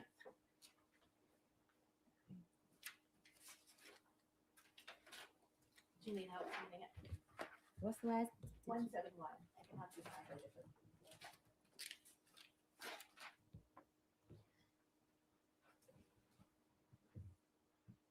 I said, can she call? I'm sorry, the second text message. Read the second text message? Yes, please. Without reading the You messages can read before? the first and we can talk about who you're asking about. That's fine. I was told to contact Melissa about my pay. Okay. So I responded, can she call me or can I call her? And Melissa, just to the record's clear, is Melissa Goddard, right? Yes, She's Steph Diggs' bookkeeper. that's what I was told. She's the person who wrote that email on December 4th informing you that you had been already paid for 2 of the 3 weeks you were looking for, right? I didn't receive that email. Understood. So you were asking if she could call you or you could call her, right? I was told to You were reach out told to you her. could talk to her, right? Yes, And you never called her, did you? yes, I did. What did you say in the second? I asked him bullet? for the number. I'm sorry. And what I did asked him for Miss Melissa Goddard's number. the number is right on the email that you got in text form. But that was later time. This was December 4th. The email is from December 4th. The text message you're about to read is 5 days later, December 9th. What I'm trying to say to you is that that text message was sent at a later date to me. On December 9th, you acknowledged to Sunny that you knew you had been overpaid. I'm sorry. Overpaid? I'm sorry. Underpaid. You knew that 4 of the $6,000 you were seeking, you had already received. And the last week that you hadn't been paid for was the week you weren't there. And now if you can read this text message that you sent to Steph Diggs on that same day, December 9th. Hi, so I looked over the payments. Are you not paying me for the week you told me to go home? If not, that's fine.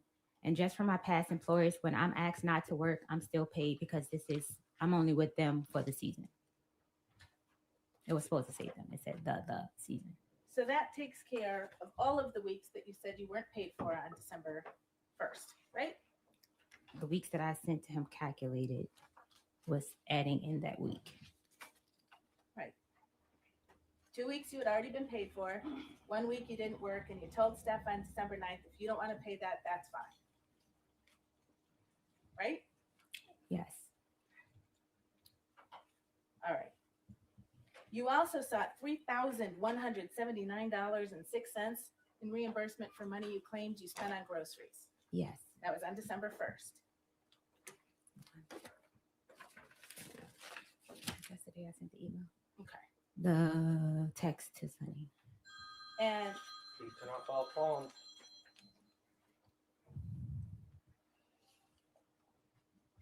you knew that you needed to submit receipts to justify that level of expense on groceries.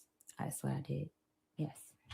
Is your testimony here under oath that you submitted receipts justifying $3,179.06 spent on groceries out of your money? It was messed up. Was off. Something was off. Some receipts were the wrong receipt and we cleared it up.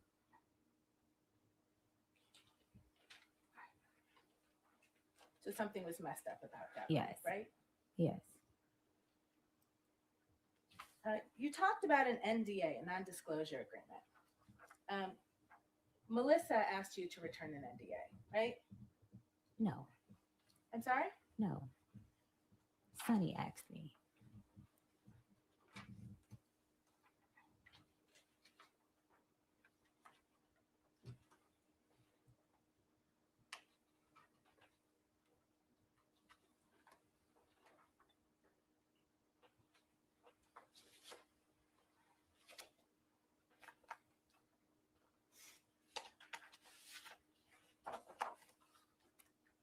You received an email from Melissa Goddard on December 13th, right? Melissa and Sonny, I was having problems with the email, the same email. Yes or no question, ma'am? I can't answer that correctly. Can I approach Hammer?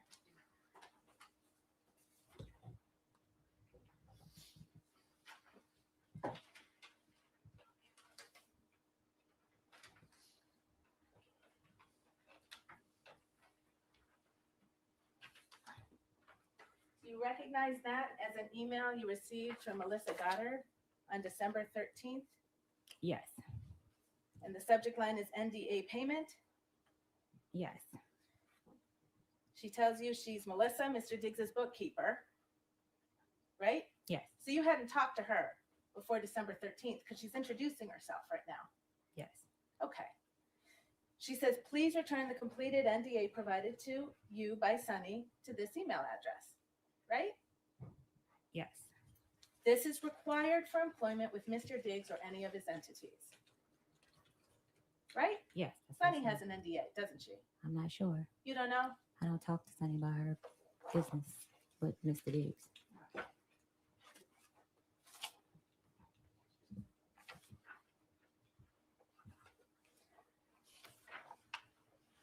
You had some text messages with Mr. Diggs on December 13th, right after you got that email, didn't you? I don't recall the date. I would like to see. Let's go back to Exhibit 4. It's tab D, page 195.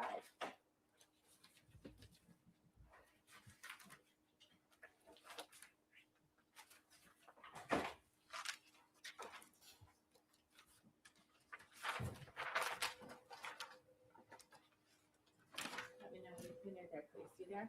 Mm-hmm. And again, this big blue text bubble right here at the top, that's from you, right? Yes. Okay.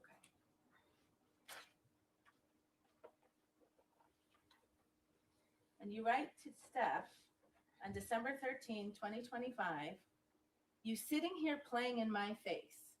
It's 700 some comments and none saying you effing Lindsay.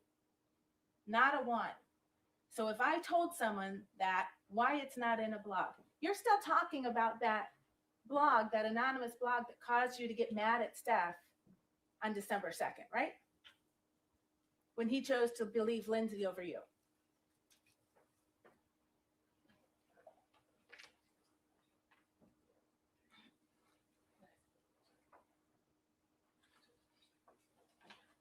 I'll clarify. Thank you, Mr. Virtue.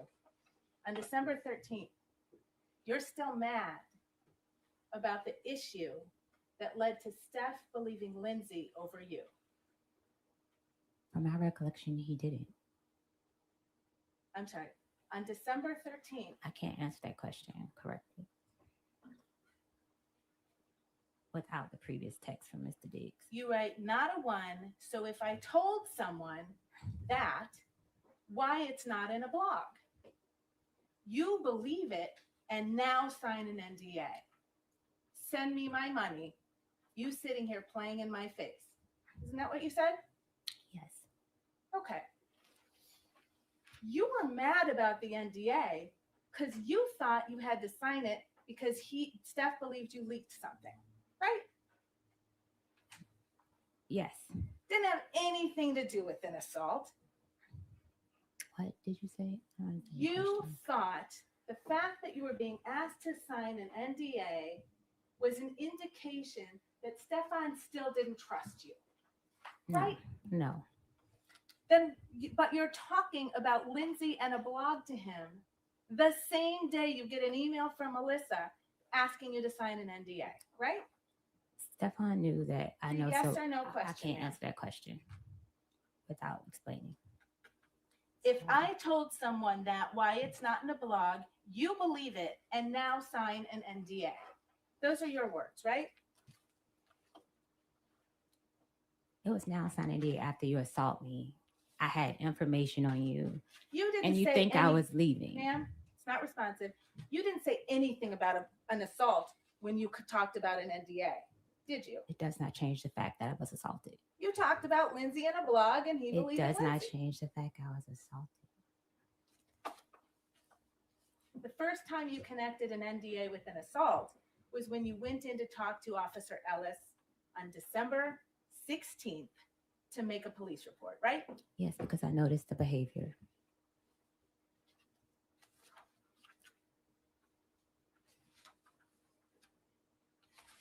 And that was the same officer that you didn't need to be honest with about some of the details about your relationship with Steph, what happened on December 2nd, when you left your position, why you went back to his house on December 9th.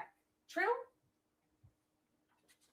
I don't understand the question. Can you repeat it? All of those things that you said to Officer Ellis on December 16th were not true. You had a fight with Stefon Diggs on December 2nd over text about Lindsay and a blog and him believing Lindsay. Not about money, right? It was about money. The last text that I sent to Mr. Diggs was about money. It was a bit of a compound question. Yes. It's true, Your Honor. I will.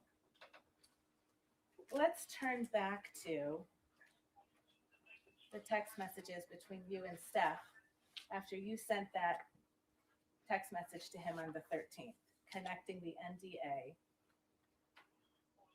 with Steph's believing Lindsay.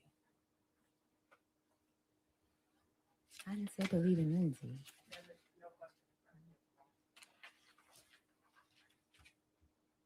You and Stefon got in another text argument about that issue, right? And if you could turn to page 201.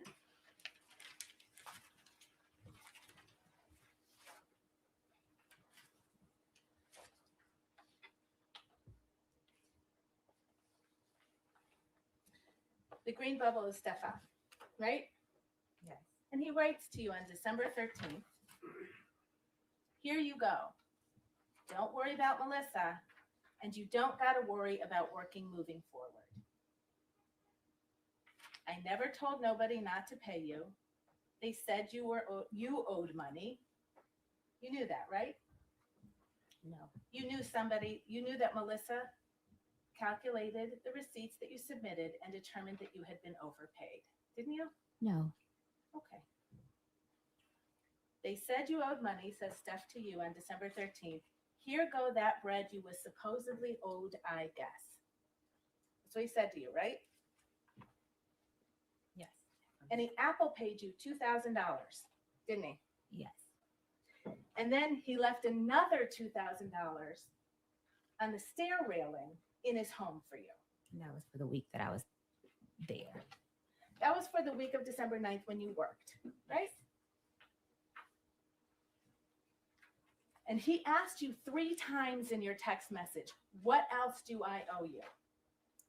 And you never gave him a number, did you? I said they owe me grocery. I had given Sonny the grocery reimbursement, the person that was my contact for giving receipts to.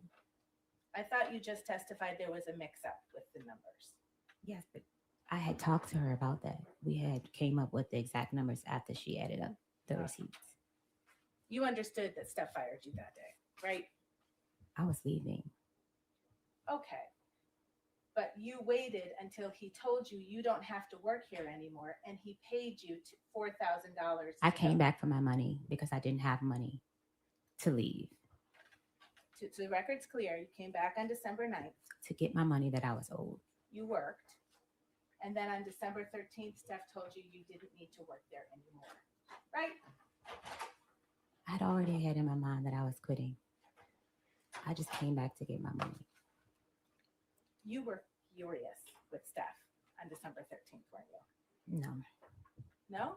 no, Do you remember that Shy Charles was actually at Steph's house that day?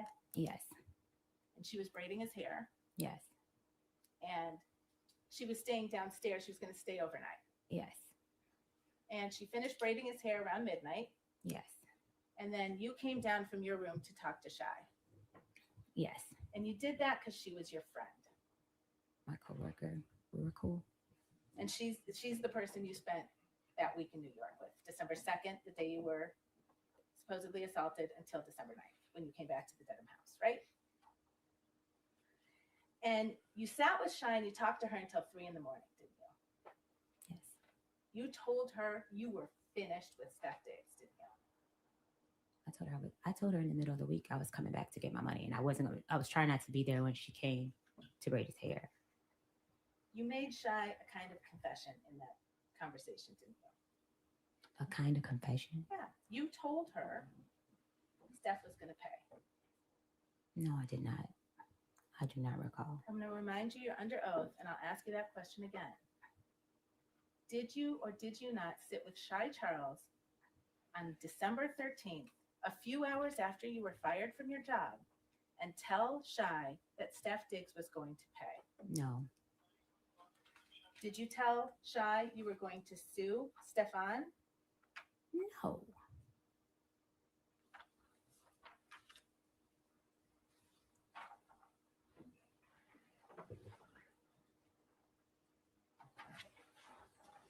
So after you were fired on the 13th, you stayed in the house, I think you said 2 more days, right? I wasn't fired. After Steph Diggs told you you didn't need to work there anymore and paid you all the money That day you went back. that you claimed you were owed, you stayed in the house for 2 more days, right? I had to get a plane ticket and I had to find somewhere to stay. Okay. And then when you left his house, you went to the Dedham police station. No, You went to the Dedham police station on December 16th. I left his house on the 15th. You testified, and on your direct examination, you left on the 16th. I left Stefon's house on the 15th. I went to the Dedham police station on the 16th. Okay. And you told them he'd assaulted you 14 days before. On December the 2nd. And you had to pick a day that was long enough ago that it would explain why you didn't have any injuries, right? Objection.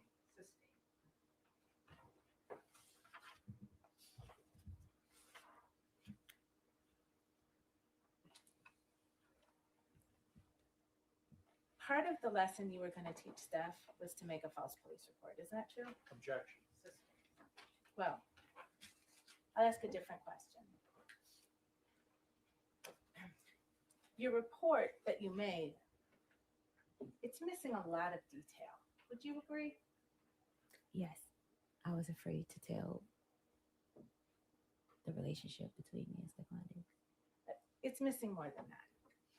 No, Right. it's not. In your opinion, it isn't. Okay. It's missing more of the text that was shared in the morning. Okay. It would have exposed a lot of things, and I still was trying to protect him and myself. You actually recanted your own statements, didn't you? No, I can't. So you know the criminal complaint in this case issued on December 29th.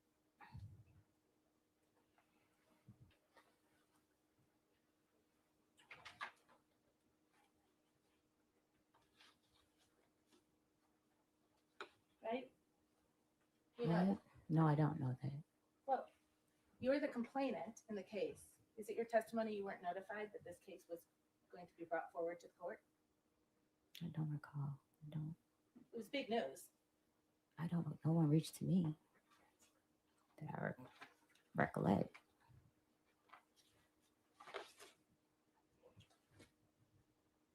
You reached out to Steph's girlfriend at the time after this complaint was made public, right? Because in the police report, I had not listened to the voice note. I just read the voice note. I was afraid she knew. I was afraid. Ma'am, it's a yes or no question. I can't answer that question. After this complaint became public on December 29th, you reached out to Steph's girlfriend, didn't you? I can't recall the date, but yes. Yeah, Bertrand. Counsel actually approves.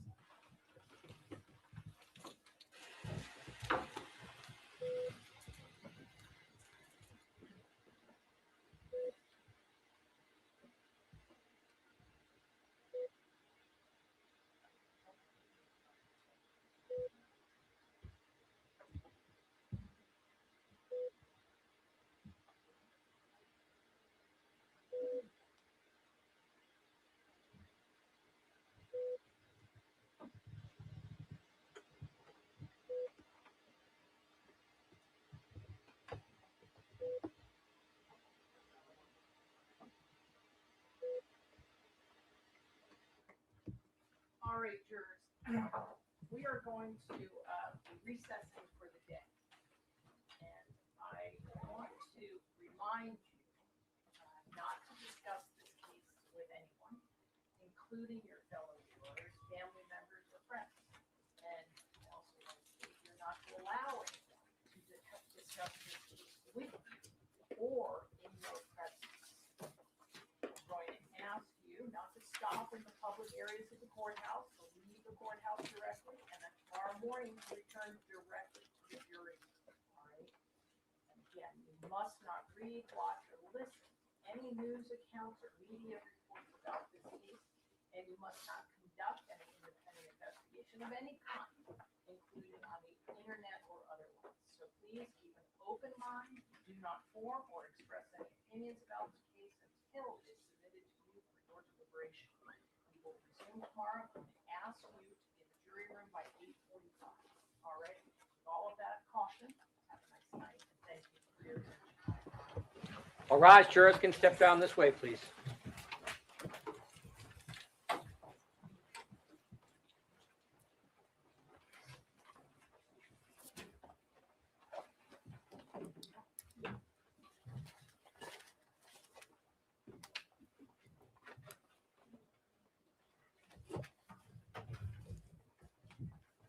Jurors that exited this court stands in recess.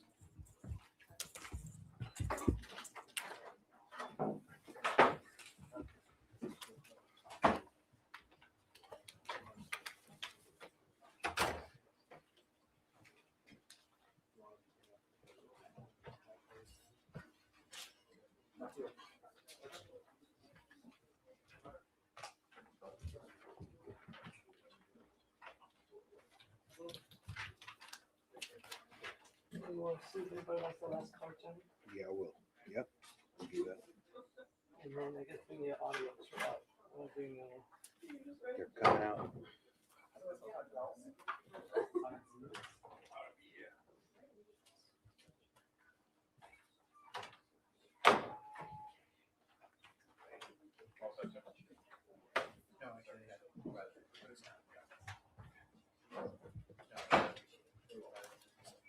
It's all on this. So you think you'll let us keep it taped? yeah, I'll keep it taped. Okay.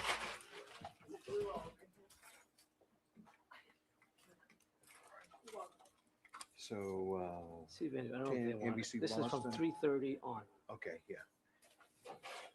They all seem to be interested in Boston, Boston 10, Providence 10, and 5. He said he had already just downloaded. Okay. Yeah. And Kurt has it. He's out there editing for Hall. Why?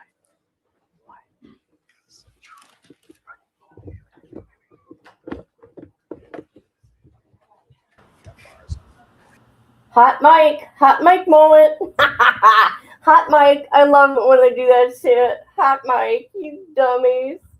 You guys are dumb. Okay, I'll catch the rest when I get back from pool. Thanks for covering this. Please cover it up. Yes, I am. I'll vote to cool off at the pool. God, all you people in the pools. You people are all cool. You're going to the pool. It's too cold to go to a pool, and I don't even have a pool to go to. Okay, everybody. So there's that. This is interesting.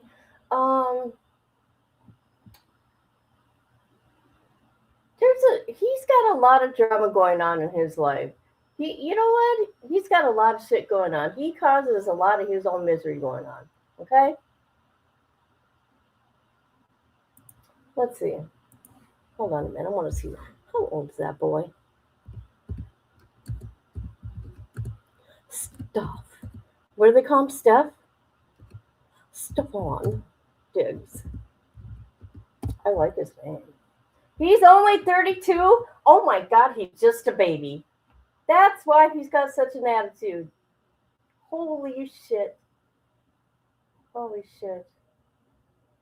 God, I didn't know he was that young. He must have, was he 18 when he started playing with the Vikings or what? Started with the Vikings.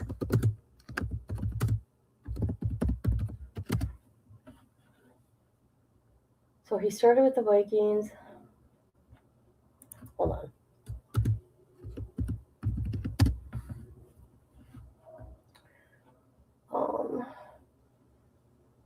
God, he was the 5th round pick then. So he started with them 2015? 2015. There you go. Boy. So he was, I was thinking he was 21. Well, anyways. Oh, okay. Okay.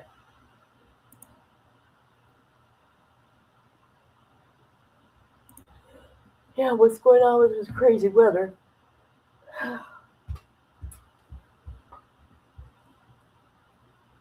All right, everybody. Yes, I will be covering this case. And I'm telling you, we're not going to start early in the morning. No, no, no, no, no. Because I have no patience for breaks. Okay?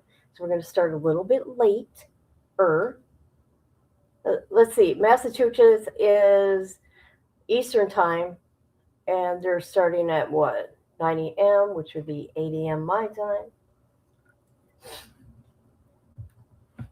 So whatever.